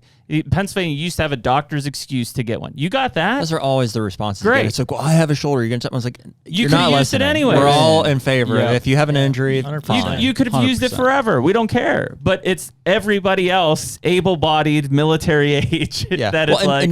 Mark my words. Like I'm not gonna miss an archery season because I can't draw a bow. Whether it's I'm young and I'm injured or I'm just getting older and I can't draw it anymore. 100%. I'm gonna be shooting a crossbow. Yeah, shoot a crossbow. 100%. So there's no inherent opposition to the technology. It's just that I think most people using crossbows are able-bodied. They have to be. If 70% of the archery harvest is crossbows, they have to be. We know they are. Yeah. Well, dude, it's as simple as like when it's an excuse to not practice. I mean, yeah, it is. Growing up, like I started with a crossbow. I started with a crossbow, and then, I think I was probably 12 or something. I got a compound, and that was just the thing to do. But at that time, my crossbow wasn't letting me shoot much further than a compound. Because your dad raised you right, and he said, "Well, listen, real men don't shoot crossbows." When you turn 12, that's what happened, and you're like, "You're right. Yeah, I want to shoot a crossbow or I want to shoot a bow like that." They were loud and slow. Yeah. I mean, now it literally is a rifle. Yeah. I mean, hell, I try to stuff one under my dad's pillow now. I'm like, dude, just use a crossbow. Well, and it literally was for injury. I mean, when I was a kid, I was like, I thought crossbows were for. That's why they made them, was for old guys with injuries, and they're like, and that made sense. I was like, yeah, like disabled people use those, like they're like wheelchairs, basically. You still didn't see many people. I mean, like when you had to get a doctor's note and stuff, like there were a lot of guys. It was a pride factor. They're like, man, I really don't want to shoot a crossbow. Yeah, because that was admitting a weakness. Like you had an issue. Yeah, now it's like. It's a cool thing to crossbows. do. That's Pride Month. In honor of. And there we go. Yeah. Took most of the podcast for it to get there, but it had to come up. Yeah, it was going to go there for sure. I get why the argument that people make, and it's always, well, that's the same thing they argued when compounds came out. If you were shooting something with training wheels, right, I'm sure they did. That's the same thing. Well, and again, it's the same way I feel about like a food plot and or even a mowed cornfield. It's like, I agree. Yeah, it's definitely better. There's an advantage there, but is it affecting the resource in the way that we're all trying to address? Exactly. I don't think that it is. If that was the situation, if we felt like, dude, guys are just absolutely like pummeling the resource because of this compound bow technology and everybody can do it, and it's like, all right, well, cool. Yeah, maybe we need to back that off. And you bet your butt, Jeremy and I would be out there with compound or with our recurves or whatever needed to be done there. But that's just not the reality. Yeah. The line would need to be drawn somewhere. Right. And it should be based off how it's affecting the resource and how it's affecting access and all these, all these other I think things. it's lower. It's for sure lower on the list than baiting is. I think it's lower on the list than cell cams are from an access and ability to be bias and selection. I agree. If anything, maybe we do need them simply to keep the numbers game up. And that's fine. Yeah. I would even say this. I don't think we have too many hunters in Ohio. I think we have too many hunters highly effectively and efficiently targeting a specific age class of bucks and at the same time neglecting Agree. the overall deer harvest. Completely agree. Yeah. That you have So I don't want less hunters. I'm to the non-resident discussion, to even the crossbow discussion. Fine, great. Well, yeah, as a community, the larger our hunting community gets, the more power we have as a community. We just need to. It needs to be structured the right way, and stack those, and that's where your issue is, right? Like, exactly. Yeah. Whether resident, non-resident, crossbow, corn pal, cell cam, that stack is not working right now. Yeah, exactly. It's not working. And if you want to hunt with a crossbow, it's like I will judge you, but fine. I want you're welcome here. Dude, it's all in good fun. I have friends and family that hunt with crossbow, and like one of my best friends, he's a first cousin. Was hunting with a crossbow for a long time, and I would never talk down to him or anything, or even at least in front of his face. Yeah. No, I didn't even do it. I was fine with it. It's whatever. But slowly, I would just kind of work with not say negative things, but just and now he's hunting with a compound, and it's just the progression. It's an evolution. Exactly. If you really love hunting, especially archery hunting, if you love that up close type of style, eventually you're going to want it to be a little harder. Oh, dude, I'm going to recurve next year, this coming fall. For sure, man. Recurve. That's what you want. That is the enjoyment. And, we have to all realize that there is a large group of people that they don't care about hunting as much as we do. They don't care about wildlife management at all. That's not even in their vocabulary. Yep. And they still have to be part of the hunting community. Yep.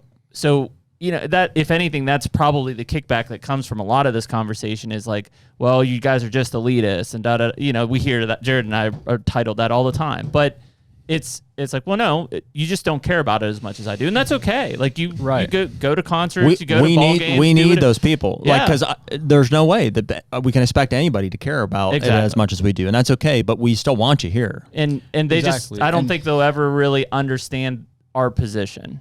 What we're talking about exactly, on that side. and regardless, it's always good to have somebody pushing to improve things. And that's what we're here to do is try to improve the state, improve the habitat, improve the wildlife, improve the ecosystem, and the quality of the deer herd. And I think no matter where you're at, it's always good. There's people pushing the other way. Yep. So you need to push back. You need somebody in there, and not to benefit hunters and not to benefit wildlife, to make money. Yeah. Oh, yeah. Exactly. To make money. Right. Crossbows are in the archery season because those archery they want to make money. 100%. It's just business. Yeah. Yeah. Absolutely. Yep. Well, and I think that though they may never understand us and why we're doing it and why we're having the discussion about it or why it's even a big deal, they'll benefit from it, right? We did it in Pennsylvania. There were, I would say, 90% of the deer hunters in Pennsylvania were against antler restrictions. They did not want it. It was the devil. Yep. Now you talk to any of those guys who grew up, including me, I was a high school kid at the time, and it's we have better deer hunting than we've ever had. Yep. This state, when most states are declining, we're on the up and up. Hell, people are coming to Pennsylvania to hunt deer, and it's insane to think. And it was because a few people were bold enough to make a decision that they knew was going to eventually be for the greater good of the population. Well, I think that's the discussion that we need to have with some of these decision makers to not just knee-jerk, respond negatively to any regulation changes that are made. And the first year is just whoa, what happened? And that we can, this is going to take some time. Yep. Yeah. For sure. That PA antler restriction one was pretty eye-opening. And frankly, if anything, a little discouraging to understand how that went down. Is how long did it go until people realized, okay, this is going to work? Probably 10 years. That's a long time. That is a long time. And not just that, it was more so, it wasn't, I'd like to think it was hunters were man, we want, a situation like this. They're we want to have a better quality resource to hunt. We want to have an older age class, bigger antler bucks. It wasn't really that. There was some, maybe some guys that thought hey, I don't know if that even existed at that time. I don't think they were aware of what the deer could be. You wanted to kill a buck and you wanted to see deer. And those were Right. the things that, I mean, people weren't as much against the antler restriction. They were because it prevented them from shooting the first buck they saw, which was what they did their entire life. They were against the concurrent buck doe season, which, like I said previously, we had a buck only gun season, then 3 days of doe season. That concurrent season all of a sudden was like, we were gonna. They didn't want doe shot. Most of those guys, they grew up in a time of like there were no does, we don't shoot them. Now it's like they're just mowing them down, and so that was what they were against. And then to the side, now it's also saying, okay, great, we're gonna shoot all the does, and you're telling me I can't shoot this buck? Like what?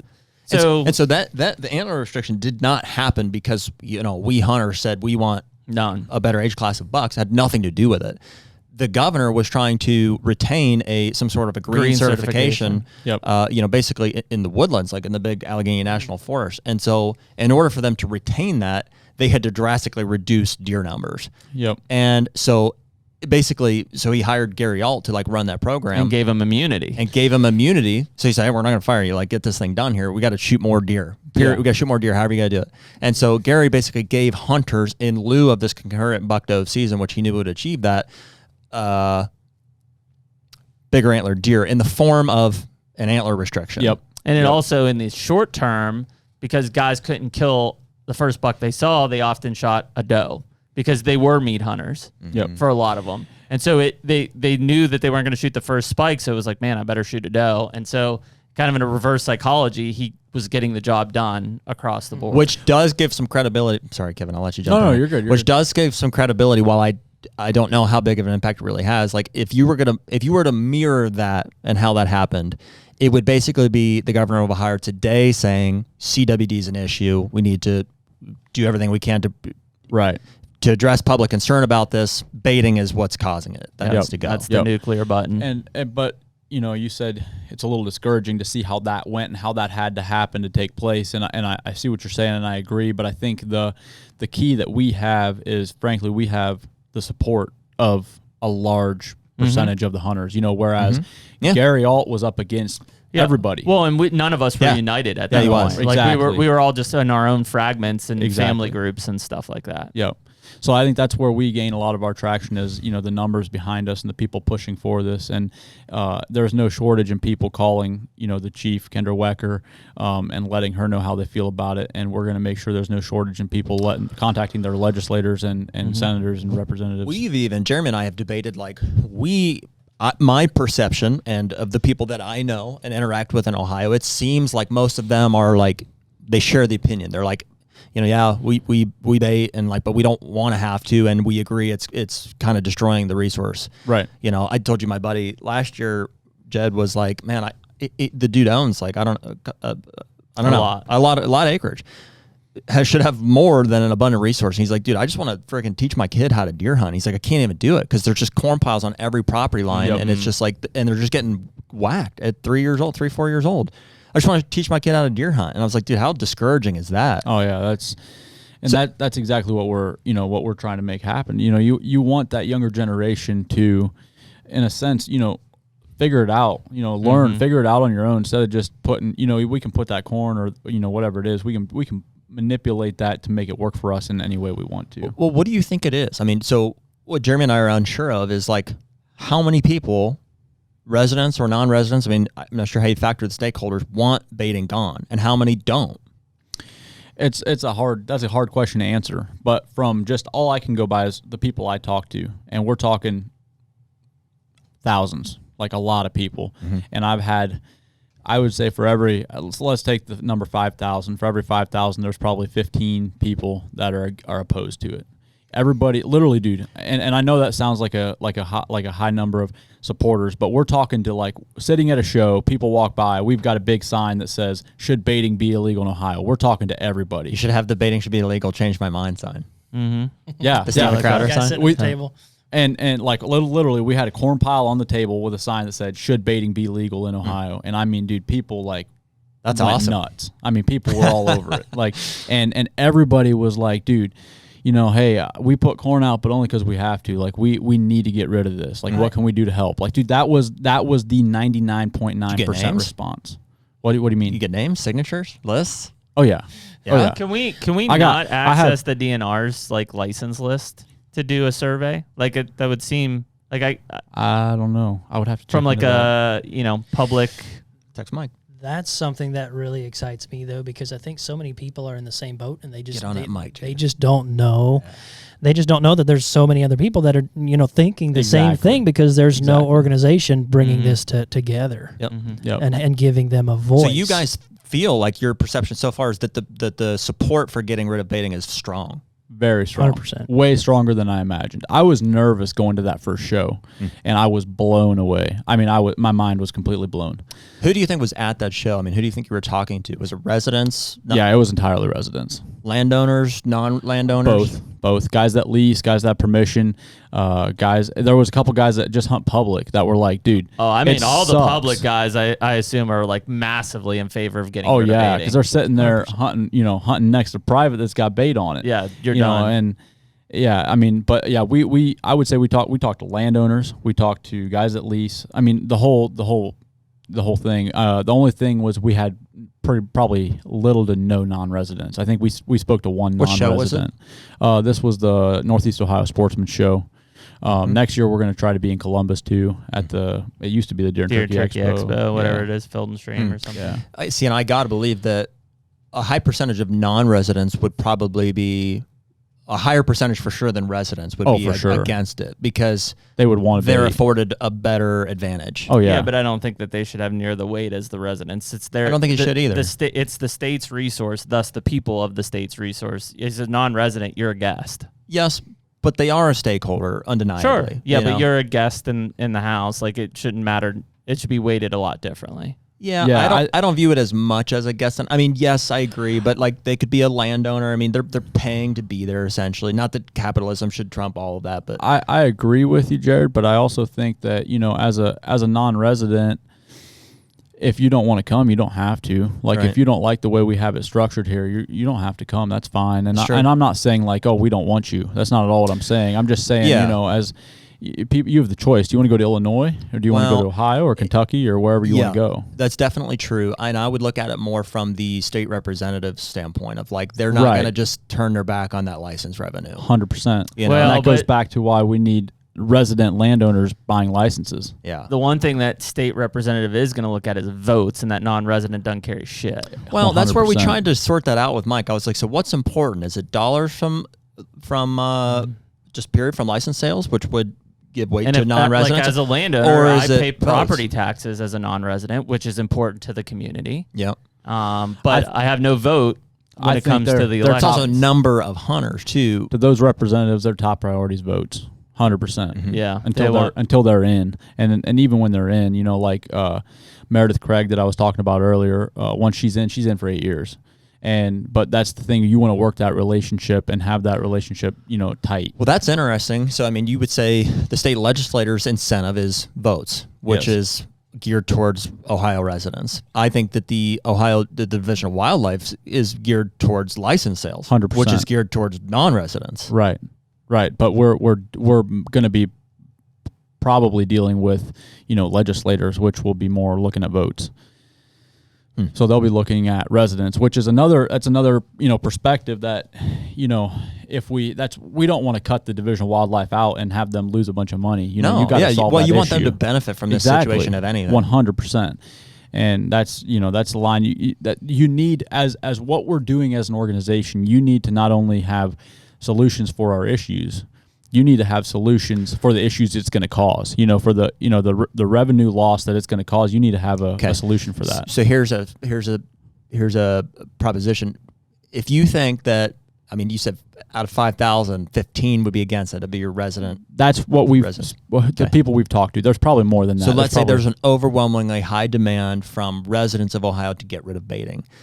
Do you think that they would be willing to pay a license fee in exchange for that to offset the loss of non-residents? So my first thought would be no. But from the people we've talked to, we had that conversation. We talked to people about that, and everybody was for it. I didn't talk to nobody that came to me and wanted baiting gone was opposed to buying a license, even as a landowner. Nobody was. Nobody. I didn't talk to Interesting. one. Now, I think the main reason that is because a lot of the people we were talking to are very invested into it, like we are. Yeah, they're the people that care are invested. You know, and the people that are like, they hunt, but they just hunt, when they have time, or they just, I think those would be the guys that would be not opposed. at that show. Exactly. And they'd be opposed. And even if they are, they may not, have the balls to come up and exactly be anti. Oh, that's the other thing. Yeah. So we're standing there talking to a group of 30 guys that's gathered around our booth at the show, and I'm sure there's people walking by like, oh, screw that, but they're not saying they're not going to walk up to. Yeah, exactly. I mean, it'd be fun to go to one of those shows with these guys. Oh yeah, the one thing you're welcome anytime. The one thing you could hope though is like if you got baiting banned, right? In exchange for that license, you use that against them to say, well, listen, you guys don't buy a license, so you're not polled, you're not surveyed, you have no voice here. If you want a voice, you got to buy a landowner's license, even if it's $10. Yep. You got to buy, and then that would probably a great spark situation enough. for residents. It's like, and they may not want it. Like inherently, do you want to pay for a license or no? No, I don't really want to. But it's like, well, if you do, it's going to be a nominal fee. It's what's Pennsylvania, $30, $20, $20, something like That's that. the thing, dude, Your it's name is in the pool. We're now offsetting some revenue that inevitably you might lose from non-residents. We'll be able to hear from you. and Your we'll be able voice to hear from you, matters. and you'll have your baiting gone.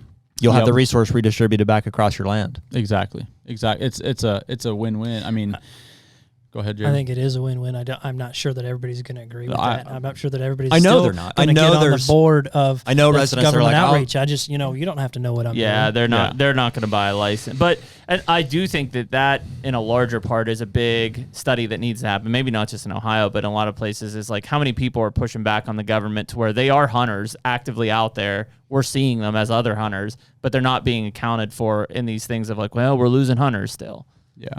I mean, it's got to be happening across the board. Oh, yeah. There's no, I mean, like I said, it used to be like, oh man, you could go, especially bow season, you can go bow hunt like wherever you wanted to. You hardly ever saw. Now it's like every property I see, every property is being hunted.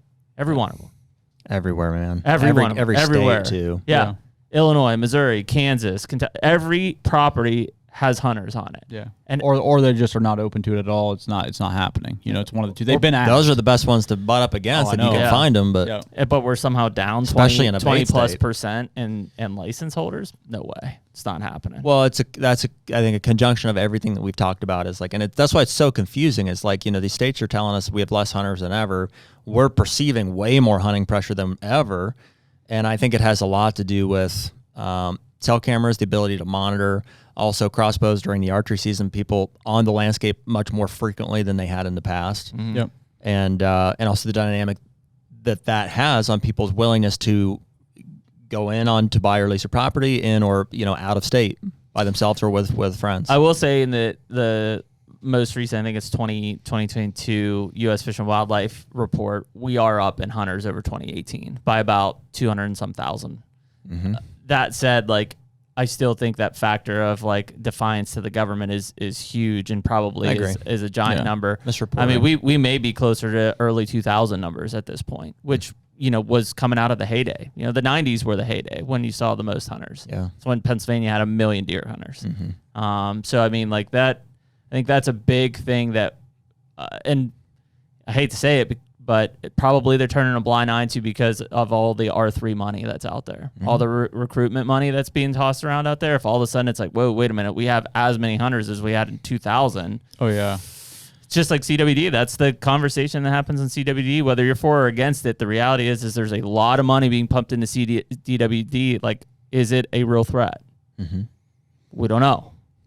Yes, no, maybe. Yeah. Possible. There's a lot of money. We know that's a positive. Mm-hmm. Yeah, that's a whole discussion in itself. Is like, I talk to so many people that are like, CWD is a joke, whatever, and then the next guy is just shaking his boots, scared about it. Sure. And it's like, and who knows? Who knows? We don't know. But that's one thing that I did want to tap into a little bit was, as an organization, we're going to be doing what we can to improve the resource, but we're also going to be doing what we can to help out in that stuff. As far as like, I know in Ohio there's certain areas that they're sharp shooting deer, shooting them at night and stuff like that we want to get our hands in that to where at least we can hopefully have a little bit of a voice saying, hey, we're not doing this, or we are doing this according to, you know, what research shows. Do a bunch of digging on it, figure stuff out, and be able to, you know, have an impact, you know, whether we're shooting all the deer, like, you know, or whether we're just letting this thing run its course. We need to be able to have a voice in that as well. Yeah.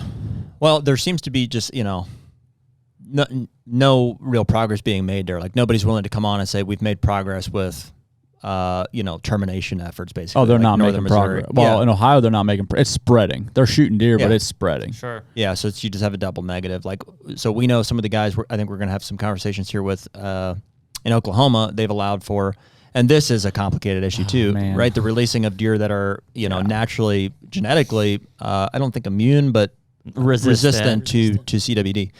And so they passed the bill. They're going to start releasing farm-raised deer that are genetically selected to have that gene. And it doesn't mean that they don't to get try to it. expedite that natural selection. They get it. They just live longer. Right. So okay. like, when you hear that, you think, oh, okay, well, like genetically resistant, like, yeah, that's great. They don't get, no. They get it. It's just they live longer. I don't know about that. No, that's exactly what it is. Okay. I don't think they have proof of any deer with that gene that has died from it. That's the way I understood it. It's probably not been around long enough from testing standpoint. I don't know. But that's, yeah. Regardless, that I don't know, that like just, I don't know, it eats at me a little bit to think that we could have, you know, pen deer running wild, breeding our does or does. Because you don't want bred. the things that potentially come along with it. You don't want artificial, like, antler genetics or potential negatives to come along with it. Yeah, you don't want that. It bugs me. That's why sure. most of, like, NDA and a bunch of other big organizations are, like, against it. Oh yeah. Well, I mean, think about, like, you know, I'm not saying this is going to happen, but you could be in 10 years from now, you could be to where, you know, 200 inches is the new 130. Yeah. It's like, dude, what are we doing? Yeah, what are we doing? You know, that's not even. Right. I mean, Oklahoma's opening that Pandora's box right now. Mm-hmm. Yeah, it'll start next year, and it'll be, I don't know. It'd be interesting. Yeah, I mean, give it a shot. Go for it. Let us know. Keep them over there. Yeah, seriously. Well, I think we solved quite a bit of the world's problems. Yeah, I mean, are you guys good? Did we get through most of the issues? I think so. I want to talk about what people can do. Obviously, I want to have a big call to action here. So, are you guys fundraising? Is there ways for people to, like, reach out and get involved? What is there memberships? Yeah, so, well, you guys helped structure the website for a while there. And loaded question. Yeah, so we are doing, like, you can go on our website, and basically there's different, we have our issues there that you can look through. What's the URL for the website? How they get there? Oh, I have to pull it up. HuntersAdvocateOH.org. You sure about that? Yep. Okay. So you can donate like a one-time donation. You can do a monthly donation, and they're labeled as silver, gold, and platinum, I believe. Basically, you can also write into us. You know, if we're open to new ideas. We're open to having discussions, new ideas, and listening. Even just like you and I talked on the non-resident thing, and as we talked today, you know, it's a discussion that needs to be had. But, you know, which way do we go with everything? We're not sure. You know, we want to talk to people. If somebody has a good idea, somebody wants to get involved, reach out on the website there. There's a contact us button. Reach out to us. I'll get those emails and I'll read them all and I'll get back to you.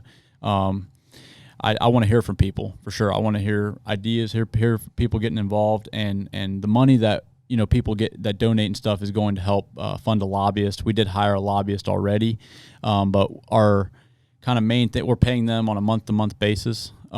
We signed a multiple-year contract, but we're paying them on a month-to-month basis. Obviously, we don't, you know, have the funds this time to pay them upfront for multiple years. But how much do you need? What's the goal? What are you trying to raise? The goal, well, for a 3-year period would be about $250,000. Okay. And that's just the lobbyist cost. Per year or across 3 years? No, that's for multiple years. Is that the minimum to start? Yeah.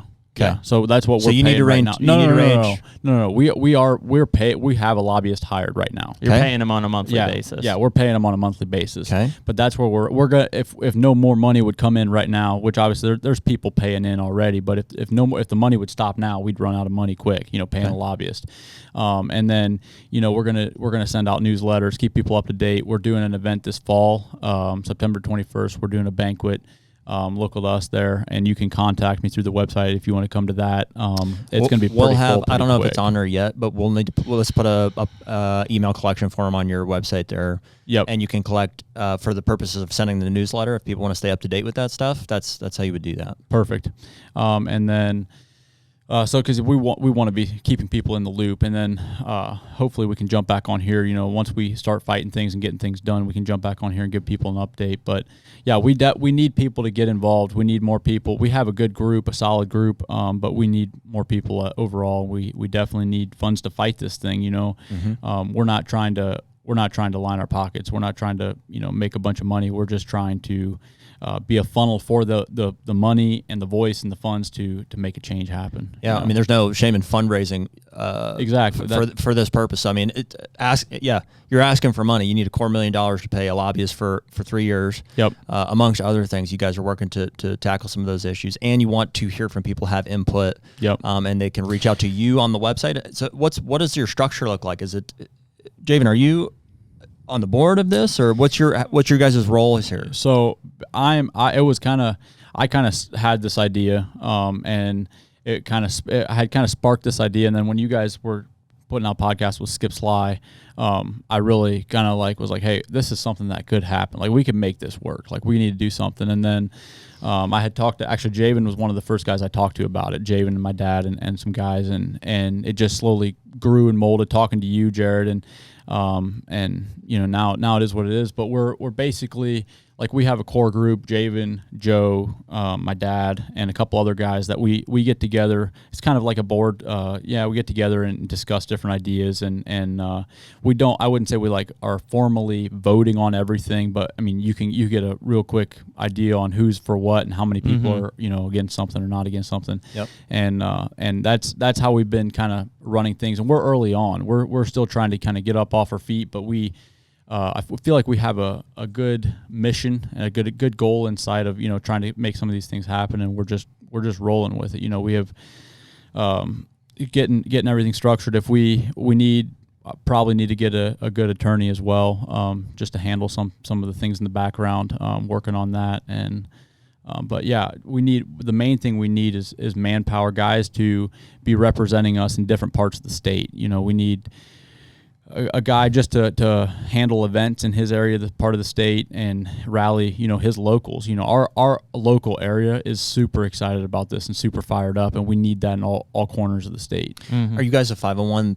C4? Yes. Okay. And so just as much as funds, you guys are looking for people with skills. Yes. Legal, marketing. Yes, absolutely. Or illegal. I mean, if you to get or illegal skills. Yeah. To get involved, to reach out to you and say, hey, we're passionate about this issue. We want to be involved with the organization. Yep, exactly. And that's 100% what we see happening, just from locally, the support that we've gotten.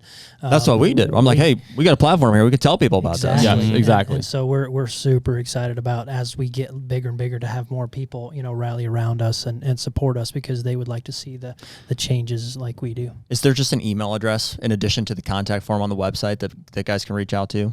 No, there's not. Okay. I can give an email address. Let's get one made. Okay. Why don't you do an info@huntersadvocateoh.org, and we'll help you get that made before this goes live here. Yep. Sounds good. Yep. So by the time this goes live, it'll be made, and that can be linked to, or it can be in the website. Yep. Perfect. Okay. Awesome. Any last words? I don't think so, man. The foundation's been laid. Yeah. We're There ready you to go. rock and roll. We're super excited about it. You guys you'll get a good response out of this one. I mean, there's a lot of passionate people here that, whether they're a resident of Ohio or non-resident, and I don't know, you'll get some that are pushed back, some that are for, but you'll get a response, which is what you really need. Absolutely. And we're very appreciative, and we really, thank you guys for having us here. And I feel like I made the connection, but I've kind of been in the background or stepped out of it, for a little while, and my life's been a little bit complicated the past couple of years. But I'm super excited for where we're headed, and to be here and to be in the middle of this. I can't wait. And I seriously thank you guys very much for your support and your help. You guys have been amazing. I mean, we're passionate about it. It's one thing to talk about all this stuff at a at an arm's reach of a state, but I mean, we're actively involved in the state of Ohio every year. Well, do people ask us, they're like, why do you do the podcast? And the easy answer is we love doing it. Like we would just, Jeremy and I are having these conversations regardless, but if, you get down to it, it's like, man, there's issues that we really are passionate about and things that we want to see done for just the betterment and the future of deer hunting, specifically in Ohio where we've, kind of staked our flag. And this would be like a monumental thing. Like if 5 years from now, we could look back and say, man, through the HUNTR Podcast and through just connections that we made, we were able to, get baiting banned in Ohio, and look what it's done here. That would be like that'd be a benchmark. 100%. I think it's going to happen. I think it is going to happen. I right now I feel very confident, dude. I mean, just from conversations with our lobbyist and just the way, the support has been mind-boggling, locally. Like I was expecting a bunch of pushback, and I got, very little pushback.